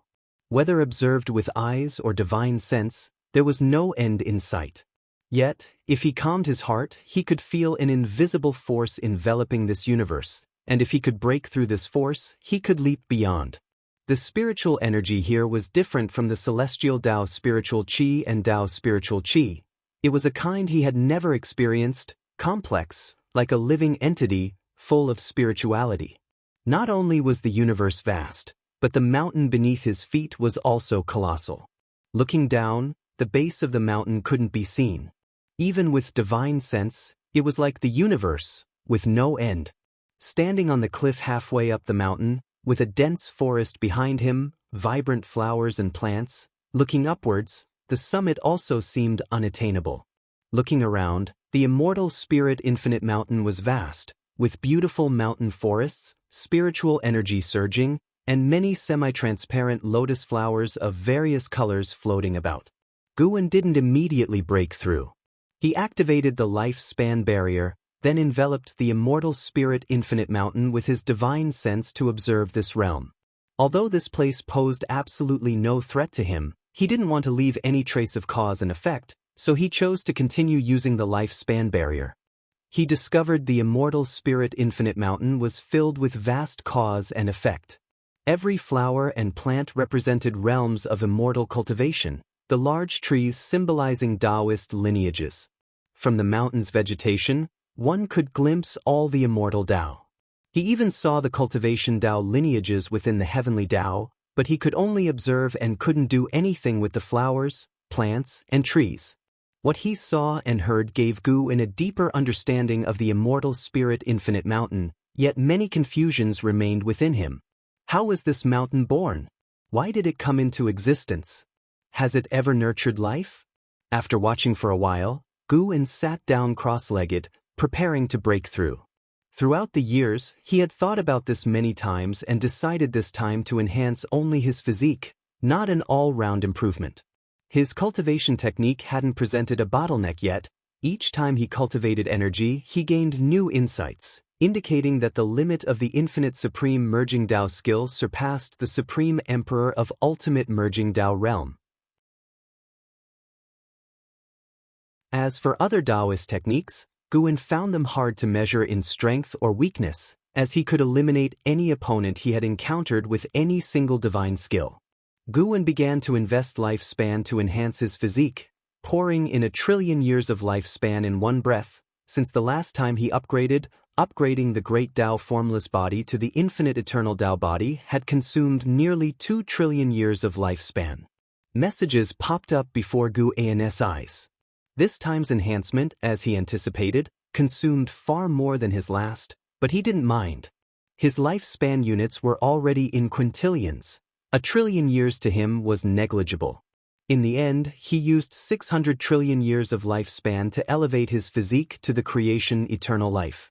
Vast and boundless memories exploded in his mind, and he watched the numbers displayed by the lifespan barrier jump rapidly, hesitating for a moment, but ultimately chose not to deactivate the lifespan barrier.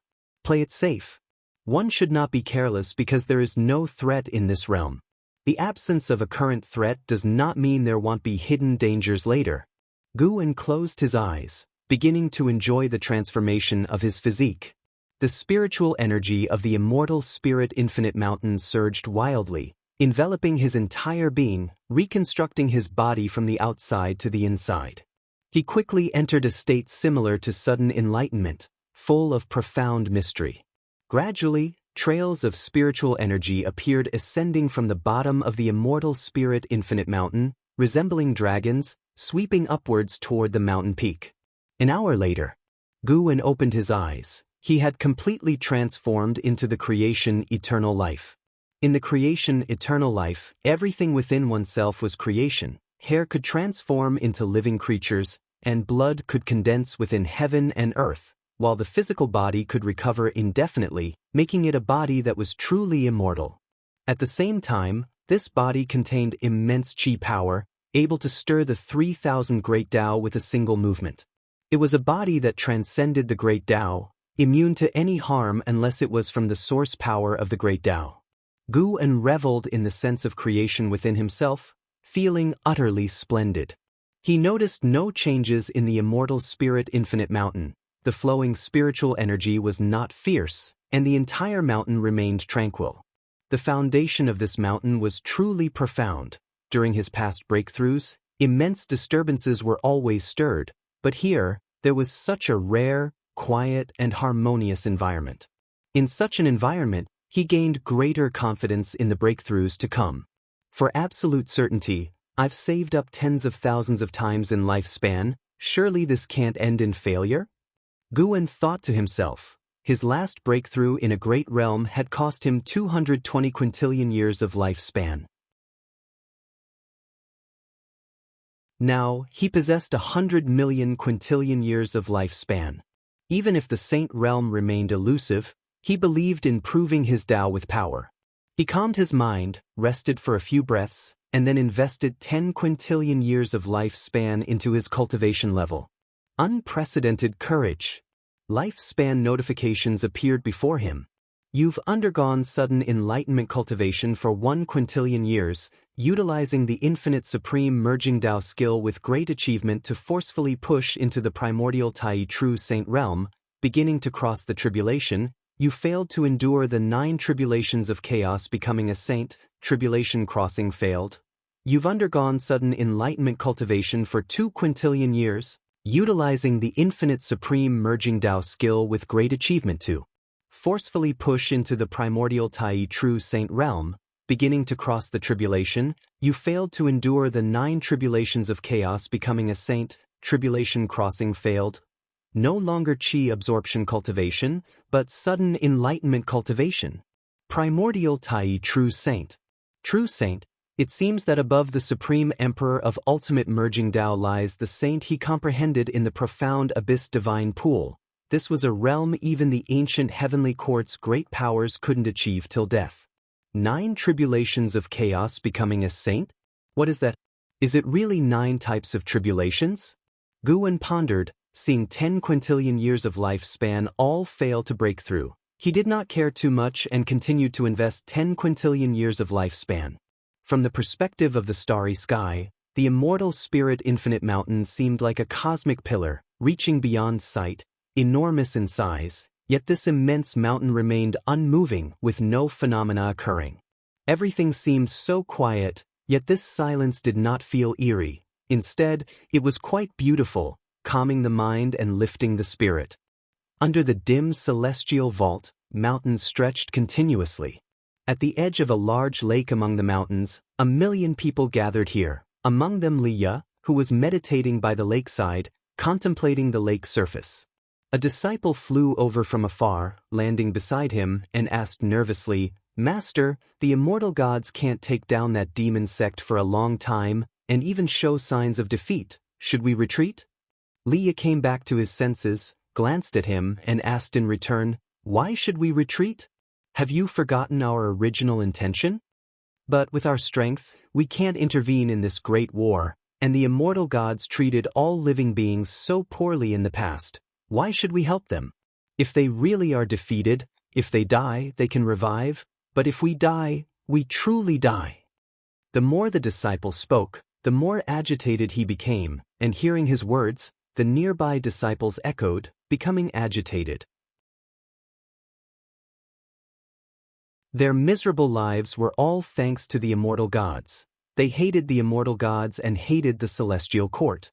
Li Ya turned his head to look, wanting to persuade them, but seeing their eyes, he felt powerless inside. What right did he have to ask others to let go of their hatred?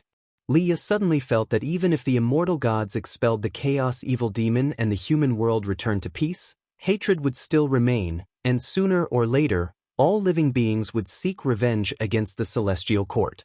But how formidable the celestial court is indeed, and he couldn't help but feel powerless thinking of their gazes.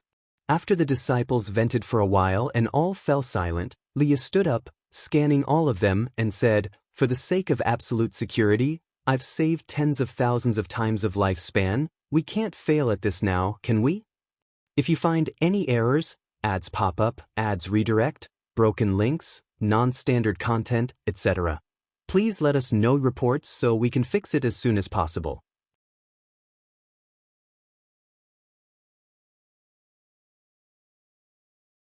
Chapter 887. Breakthrough to the Primordial Tai True Saint Realm. Li Ya's voice echoed among the mountains, clearly heard by the 1,000,000 disciples. They were all people who had survived death. Without Li Ya, they would have long been dead. Now hearing Li Ya's words, though they still felt anger in their hearts, they felt ashamed when they thought of many people waiting for rescue like they once did. Li Ya looked at all the disciples and felt a bit ashamed too. It was all because of his insufficient ability. If he were powerful enough, he could single-handedly eradicate all the evil demons in the world and help the disciples take revenge. Just then, A strong wind roared through, and Liya instinctively looked up. The sea of clouds in the sky was overturned, and a dazzling golden light shone down. More and more disciples looked up, all awestruck by the spectacle in the sky. In the starry night sky appeared a colossal golden immortal silhouette. It looked like an armored celestial god, holding a bright sun in his right hand, walking forward. The night sky could only reveal his upper body, his lower body obscured by mountains at the end of the world. In the presence of such an immortal figure, everyone was awestruck. They had seen numerous immortal gods but had never seen one with such aura. Not even Liya, who had the highest cultivation level, could discern the cultivation level of this immortal. A sound resembling a dragon's roar came, causing everyone to turn their heads. Behind the golden immortal silhouette appeared an even larger white horse. That horse's hooves were stepping on flames, its head bore 2 dragon horns, its hair white as a snow-capped mountain, its back resembling a dragon's back.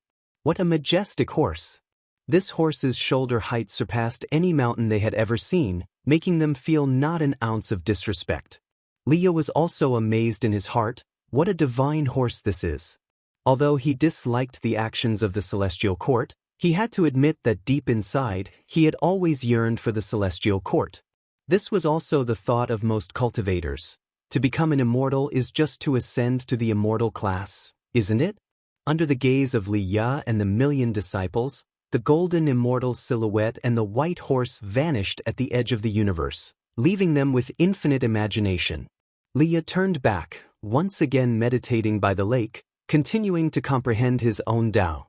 Now, he was not comprehending the sword Tao, but the Tao of worldly acts and ideals. He wondered if it was his illusion, but after witnessing the immortal trace, he gained numerous insights, and the speed at which insights emerged was increasingly fast. He hadn't noticed that other disciples who were meditating and practicing also entered an enlightenment state. In the dim palace, Ji Xiaoyu opened her eyes, mana dispersed from her body, quickly spreading, forming a gray mist above the hall. Subsequently, steels rose from the mist, engraved with different Tao patterns and words, obscure and hard to comprehend. Seeing this scene, Ji Xiaoyu's face showed joy, then she frowned. It's finally accomplished. Why is today's cultivation so easy? Places that were hard to understand in the past now seem effortlessly solved. Ji Xiaoyu had cultivated for countless years, never feeling this strange sensation before. She hadn't obtained any new opportunity, nor were there any omens recently, but today she suddenly perfected the divine skill she wanted to create. Her first thought was of Guan. Could it be that guy secretly helped her again? Indeed, it could only be him.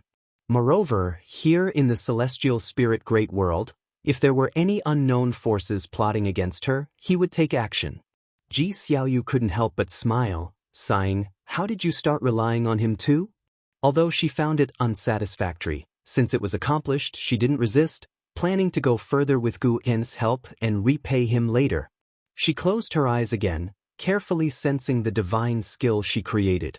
Meanwhile, within the scope of the heavenly Tao, all beings in cultivation received varying degrees of insight. Not only the heavenly Tao, but even in chaos and the underworld, it was the same. In the underworld, 9 netherworld death realm, Zhang Buku meditated beneath an ancient tree, surrounded by 9 nether chi, like black flames winding around. Suyu stood watching from a short distance, with a shocked expression. How is it possible? He mastered it so fast? Suyu had been with Zhang Buku for over hundreds of millions of years, and he already knew Zhang Buku's talent. When Emperor Bone Profound Venerable said Zhang Buku's comprehension was stronger than his, he didn't refute, but felt unconvinced in his heart. But today, Zhang Buku shocked him. The inheritance given by the 9 Nether Emperor, they were cultivating together, yet he hadn't even grasped the basics, while Zhang Buku unexpectedly mastered it today. Suyu felt an unprecedented sense of frustration. No wonder the Emperor looked down on him. This is an immortal Tao gift. If you cultivate now, even if not as well as him, the gap won't be too big. A voice came from beside him, causing Suyu to turn his head. He saw Emperor Bone Profound Venerable standing in the distance, quietly looking at them. Su Yu furrowed his brow and asked, "Immortal Tao gift? What is that?" Emperor Bone Profound Venerable replied quietly, "Everything has destiny, and the cultivation path has existed for so long, naturally forming some kind of destiny, only we cannot perceive it.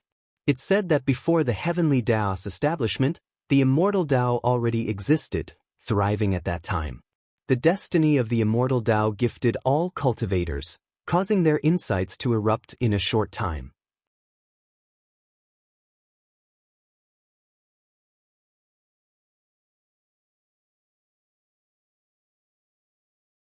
Chapter 888.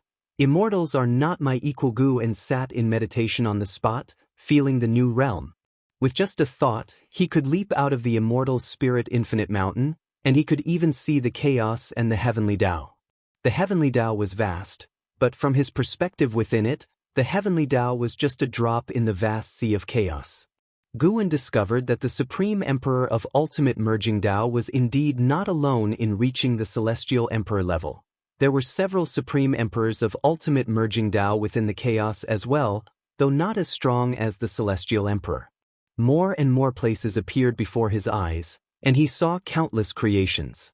Within the chaos, there were also heavens and earths, and there were cultivators who wanted to establish Taoist lineages with destiny like the Celestial Court, but compared to the foundation of the Celestial Court, they were far off. Having watched for a while, Guan withdrew his gaze. He decided to continue breaking through. He had 40 trillion years of lifespan remaining, and breaking through to the perfection realm was almost impossible, but reaching the middle stage was good enough. The gap between the early stage and the middle stage of the primordial Tai True Saint was undoubtedly vast and hard to surpass. After a dozen or so breaths, he closed his eyes and continued to break through. An hour passed in the blink of an eye. Upon opening his eyes again, he had already reached the mid-stage of the primordial Tai True Saint realm, with over 1,000,000,000,000 years of lifespan left. He stood up and stretched his body, feeling light all over. Everything around seemed fragile and vulnerable to him. He did not immediately teleport back but chose to observe for a while at the Immortal Spirit Infinite Mountain. Opening the lifespan barrier was to avoid leaving any cause and effect from the breakthrough. After succeeding in breaking through, he could use his own ability to hide the cause and effect. The legend of becoming a saint existed, indicating that saints had been born before. However, as Guan swept through the chaos, he did not find a second primordial Tai True Saint. Perhaps they went further away. Now, Guan could already capture the silhouette of the Celestial Emperor, whose true form was integrated into the heavenly Tao, with its will slumbering.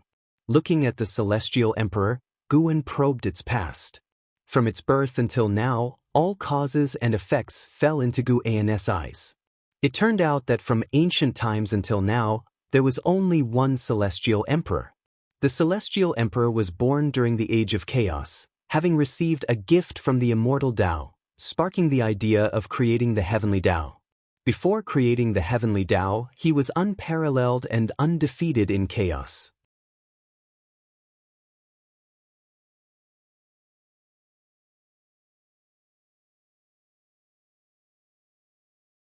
Tomorrow, someone will take you to pay respects to your master, and after that, you can cultivate to become immortal. The woman in white looked at Guan with a soft voice, her exquisite face appearing aloof as if unsown by worldly concerns. Guan glanced at the statue of Marshal of Heaven and calmly replied, "Why cultivate immortality? Immortals are beneath me." Search the novel Fire. Net website on Google to access chapters of novels early and in the highest quality. If you find any errors, ads pop up, ads redirect, broken links, non-standard content, etc., please let us know reports so we can fix it as soon as possible.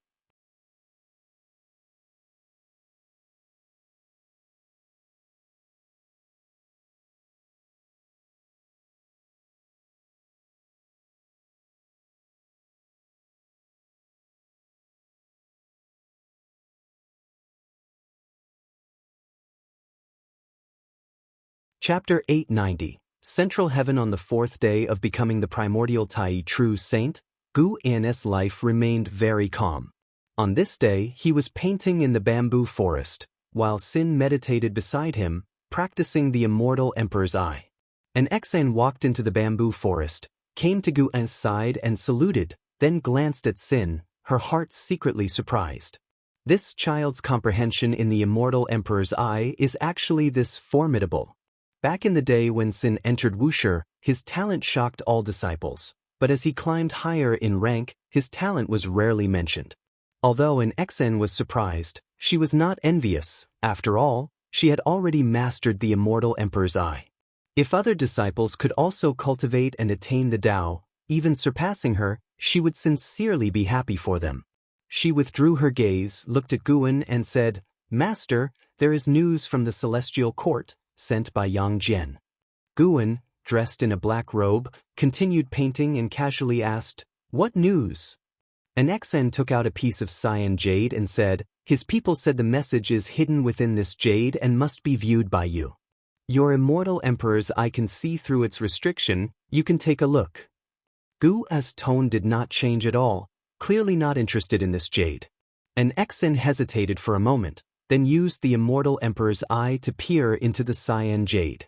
Sin was already immersed in cultivation, and this bamboo forest was filled with Tao intent, enough to make him forget the outside world and not hear the conversation between Guan and an Exan.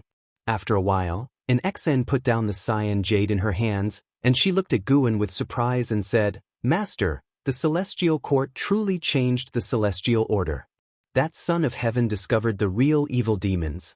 The celestial army will eradicate those demons, while also compensating for the harm done to all living beings. Yang Jian assured us if anything changes, he will inform us immediately." Guan smiled and said, "That kid is thoughtful, indeed good news.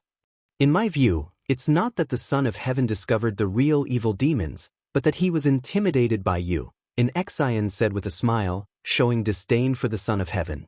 The battle between Guan and the Son of Heaven was unknown to the 3,000 great worlds, but Guan's easy extermination of the immortal god's army was already spread wide. Since then, the immortal god's army dared not invade the celestial spirit great world, which was proof of Guan's intimidating power.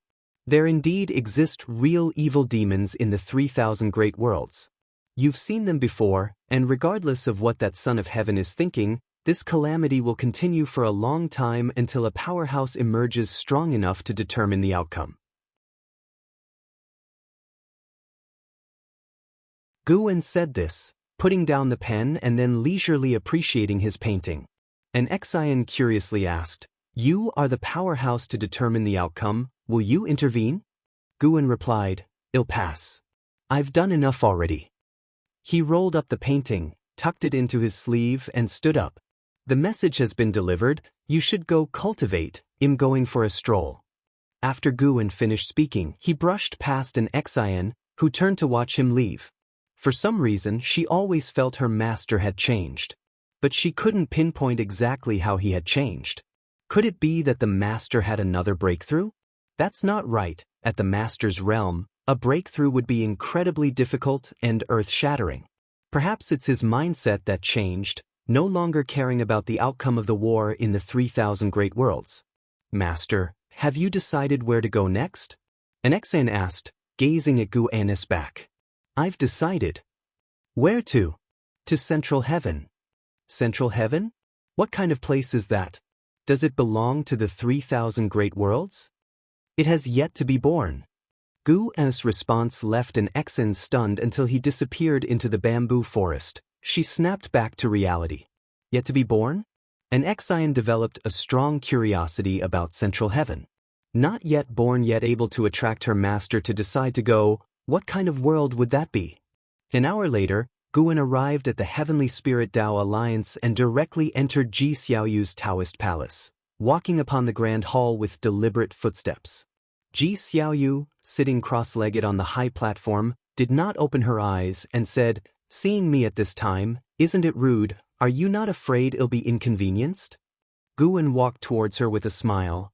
"If I knew whether you were inconvenienced, it would be an offense, wouldn't it?" For some reason, although these days were calm, Guan felt something was missing, so he decided to visit Ji Xiaoyu. Ji Xiaoyu opened her eyes, gazing at him from afar, and said, "These days, my comprehension has greatly increased. Is it because of you?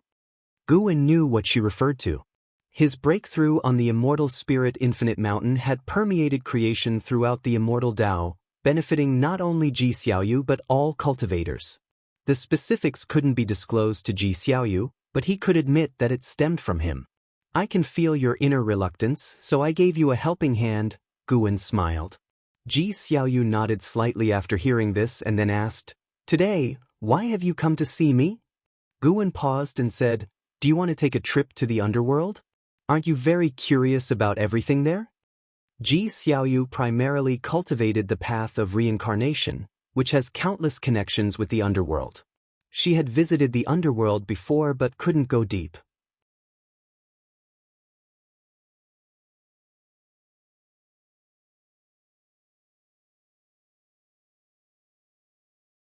Chapter 891, Hongmeng Golden Body 9 Nether Hongmeng Emperor? Ji Xiaoyu became more curious. She had never heard of this name, but judging by the majesty of the name, this existence was definitely not simple. Who is this divine being? Ji Xiaoyu asked as she looked at Guwen. Guwen introduced the 9 Nether Hongmeng Emperor as they advanced. Upon hearing that this being was born during the primordial era of chaos, Ji Xiaoyu's expression changed. Such an ancient existence, what did Guwen want to achieve by seeking him? Guwen briefly recounted the major experiences of the 9 Nether Hongmeng Emperor without revealing too much. The 9 Nether Hongmeng Emperor was indeed a primordial, profound, venerable immortal. Such a powerful being, whose experiences were far beyond what Ji Xiaoyu's realm could imagine. Of course, this was also Guwen's respect for the primordial, profound, venerable immortal. Putting aside his affiliation with the Celestial Emperor, the 9 Nether Hongmeng Emperor's strength was considered top-tier, worthy of the title of Emperor. Ji Xiaoyu listened intently, deepening her understanding of the 9 Netherworld Death Realm. Learning that this place was in the deepest part of the underworld, she was filled with anticipation for the journey ahead. Guwen brought her here, not merely for broadening her horizons. Even if she was strong-willed, facing a rare opportunity to comprehend the path of reincarnation would make her excited. After explaining the origins of the 9 Nether Hongmeng Emperor, Guwen began to introduce the various 9 Nether spirit objects encountered along the way. The 9 Netherworld Death Realm might seem desolate, but it actually contained numerous wonders, no less than those in the mortal world. It's just that many of these wonders are difficult to perceive. While introducing, Guwen also guided Ji Xiaoyu to perceive the essence of the path of reincarnation. All this time, although Ji Xiaoyu could achieve enlightenment, it was only the surface of the path of reincarnation, merely a superficial understanding, as was the case with all cultivators. To perceive the essence of the Tao requires great opportunity, and those who can achieve it will cultivate far faster than others. As a saint, Guwen could manipulate the Tao, so allowing Ji Xiaoyu to perceive the essence of the Tao wasn't difficult. Even without deliberate guidance, any living being who associates with him over time will greatly enhance their perception power of the Tao. In the future, he wouldn't need to train people deliberately. Whoever he appreciates could just come and cultivate by his side. As they walked on, Ji Xiaoyu gradually saw a vast and towering giant mountain appear at the edge of the land, its massif disappearing into the clouds, as if a heavenly wall representing the end of the world.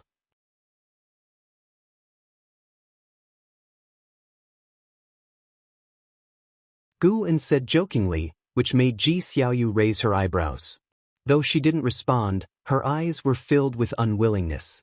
Passing through the long canyon, when they stepped out, the world suddenly brightened, with a gust of wind pouncing at them. In front was a vast barren land, lifeless and still desolate, with the celestial vault being less dark but a crimson cloud sea billowing like a fiery ocean. A massive blazing sun hung above the cloud sea, oppressive yet poignant. Firelight illuminated Ji Xiaoyu's face, her brows furrowing, gaze fixed on the horizon. Following her gaze, there stood a human foot at the edge of the world, with the sole pressed to the ground and toes like mountains, the cloud sea just covering its ankles. That foot was covered in fiery red cracks, like meridians, appearing from afar, resembling the foot of a demon god, invoking endless associations with its body. Seeing that foot, Ji Xiaoyu felt uneasy. The aura emanating from it was incredibly terrifying, making her feel that she was no match for it. Is that the nine-nether Hongmeng Emperor's foot? Ji Xiaoyu asked quietly. Guwen replied with a smile. No, that's Zhang Buku's foot. What? Zhang Buku? Ji Xiaoyu's face changed dramatically, her tone astonished. Even compared with her current life, Zhang Buku wasn't much older. She thought her cultivation speed was already fast enough. Literally no one in the celestial spirit great world could match her, but unexpectedly, she'd been left so far behind by Zhang Buku. Just one glance, and she could confirm she was definitely no match for Zhang Buku. That's a gulf of power levels. Like the difference between immortal and mortal. Guwen continued. He's refining the Hongmeng Golden Body, a legacy of the nine-nether Hongmeng Emperor, only achievable here. Once it's completed, no one below Daluo Immortal would be his match, and even a Daluo Immortal couldn't completely eliminate him. Hongmeng Golden Body. Ji Xiaoyu murmured the name of this physique. She'd seen many formidable physiques before, but compared to the Hongmeng Golden Body, they paled. Such a physique is too astonishing. If you find any errors, ads pop up, ads redirect, broken links, non-standard content, etc., please let us know reports so we can fix it as soon as possible.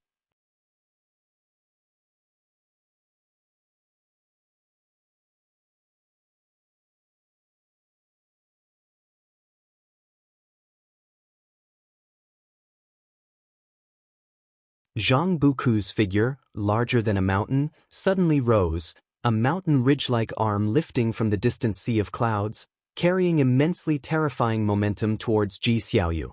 The howling gale caused Su Yu's robe to flutter violently. He could feel the surrounding space solidifying, a certain supreme suppressive force emerging abruptly, immobilizing him. After Zhang Buku's swing, the earth-like palm struck towards Ji Xiaoyu, plunging Ji Xiaoyu in sudden darkness. Ji Xiaoyu's right hand reached out with two fingers, and between the two fingers, a sword appeared out of thin air. The sword followed the finger's movement. As the sword tip aimed at Zhang Buku, her celestial and earthly Dao Gang suddenly condensed on the sword blade. Her gaze sharpened, and the treasure sword before the fingers shot out like an arrow, her long hair fluttering upwards. Subsequently, her pupils contracted sharply. Under her watch, her sword unleashed speed and momentum, far exceeding her expectations, piercing through Zhang Buku's palm, with golden blood splattering in the air. Zhang Buku's eyes widened, an expression of stupefaction on his face. Evidently, he hadn't expected his Hongmeng Golden Body to be so easily penetrated by the opponent. Su Yu was equally stunned. Just now, he observed Zhang Buku's body, finding it not only powerfully strong but also extremely tough. Such a body being casually pierced by the opponent with one sword? At this moment, the Emperor Bone Profound Venerable moved, his form disappearing out of thin air. He instantly appeared in front of Ji Xiaoyu, holding the heaven-suppressing endless tower that appeared in his hand to block. Endless murderous aura surged out, spreading like a boundless black sea, engulfing him and Ji Xiaoyu.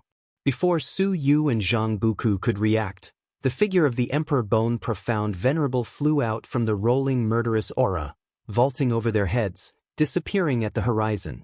This scene left both of them extremely astonished. Within the rolling murderous aura, Ji Xiaoyu continued advancing, her right hand pointing down with two fingers, and the treasure sword still suspended before her fingers. There was also a look of shock on her face, waves of astonishment surging within her heart. This kind of power, clearly she hadn't felt Guenis mana attached to her, yet her divine skills exhibited power thousands, tens of thousands of times greater. This incomparably strong power far exceeded her by millions of times. If you find any errors, ads pop up, ads redirect, broken links, non-standard content, etc., please let us know reports so we can fix it as soon as possible.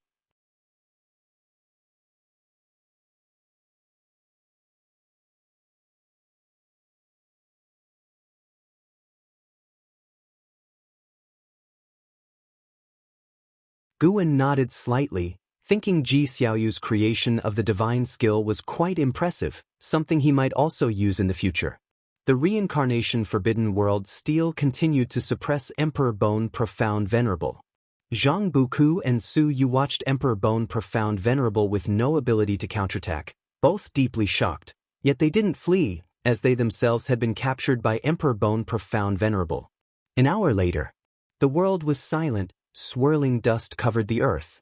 Zhang Buku and Su Yu, who had returned to their normal sizes, passed through the wind and sand, arriving at the ruins. They gazed at a pile of broken bones, remaining silent. Before today, they couldn't imagine how to defeat Emperor Bone Profound Venerable to escape, but seeing his pitiful defeat, their hearts also felt heavy. Truly, there are always those beyond others, skies beyond the skies. The entities they regarded as towering like the celestial vault could also be mere ants. Emperor Bone Profound Venerable's shattered bones began to tremble, causing Zhang Buku and Su Yu to break free from their heavy emotions. On the other side, Guan and Ji Xiaoyu walked over the barren earth, at the end of which hung a chilling red moon. Ji Xiaoyu glanced at Guan and asked, "Did that skeleton earlier have a grudge with Zhang Buku?" She could sense Guan's desire to teach Emperor Bone Profound Venerable a lesson. Although Emperor Bone Profound Venerable seemed not worth mentioning before her, she could sense his aura was unfathomable, far surpassing her realm. Although she suppressed Emperor Bone Profound Venerable the entire time, she hadn't truly exterminated him, which indicated Guan didn't intend to kill. However, each time she wanted to stop, Guan urged her to continue. This showed Guan was dissatisfied with Emperor Bone Profound Venerable but wasn't to the point of wanting to annihilate him. Guan replied, "Yes, Zhang Buku and the others were captured, but I saw the future cause and effect of a teacher-disciple bond between Zhang Buku and him, so I didn't kill him." Ji Xiaoyu pursued further, "And what about Zhang Buku? Aren't you afraid of hitting him too hard?"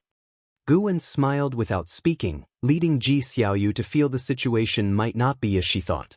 If you find any errors, ads pop up, ads redirect, broken links, non-standard content, etc., please let us know reports so we can fix it as soon as possible. You're tuning in to the Passion Pages YouTube channel. We're so grateful for your support, and don't forget to subscribe to join us on this incredible journey through captivating stories.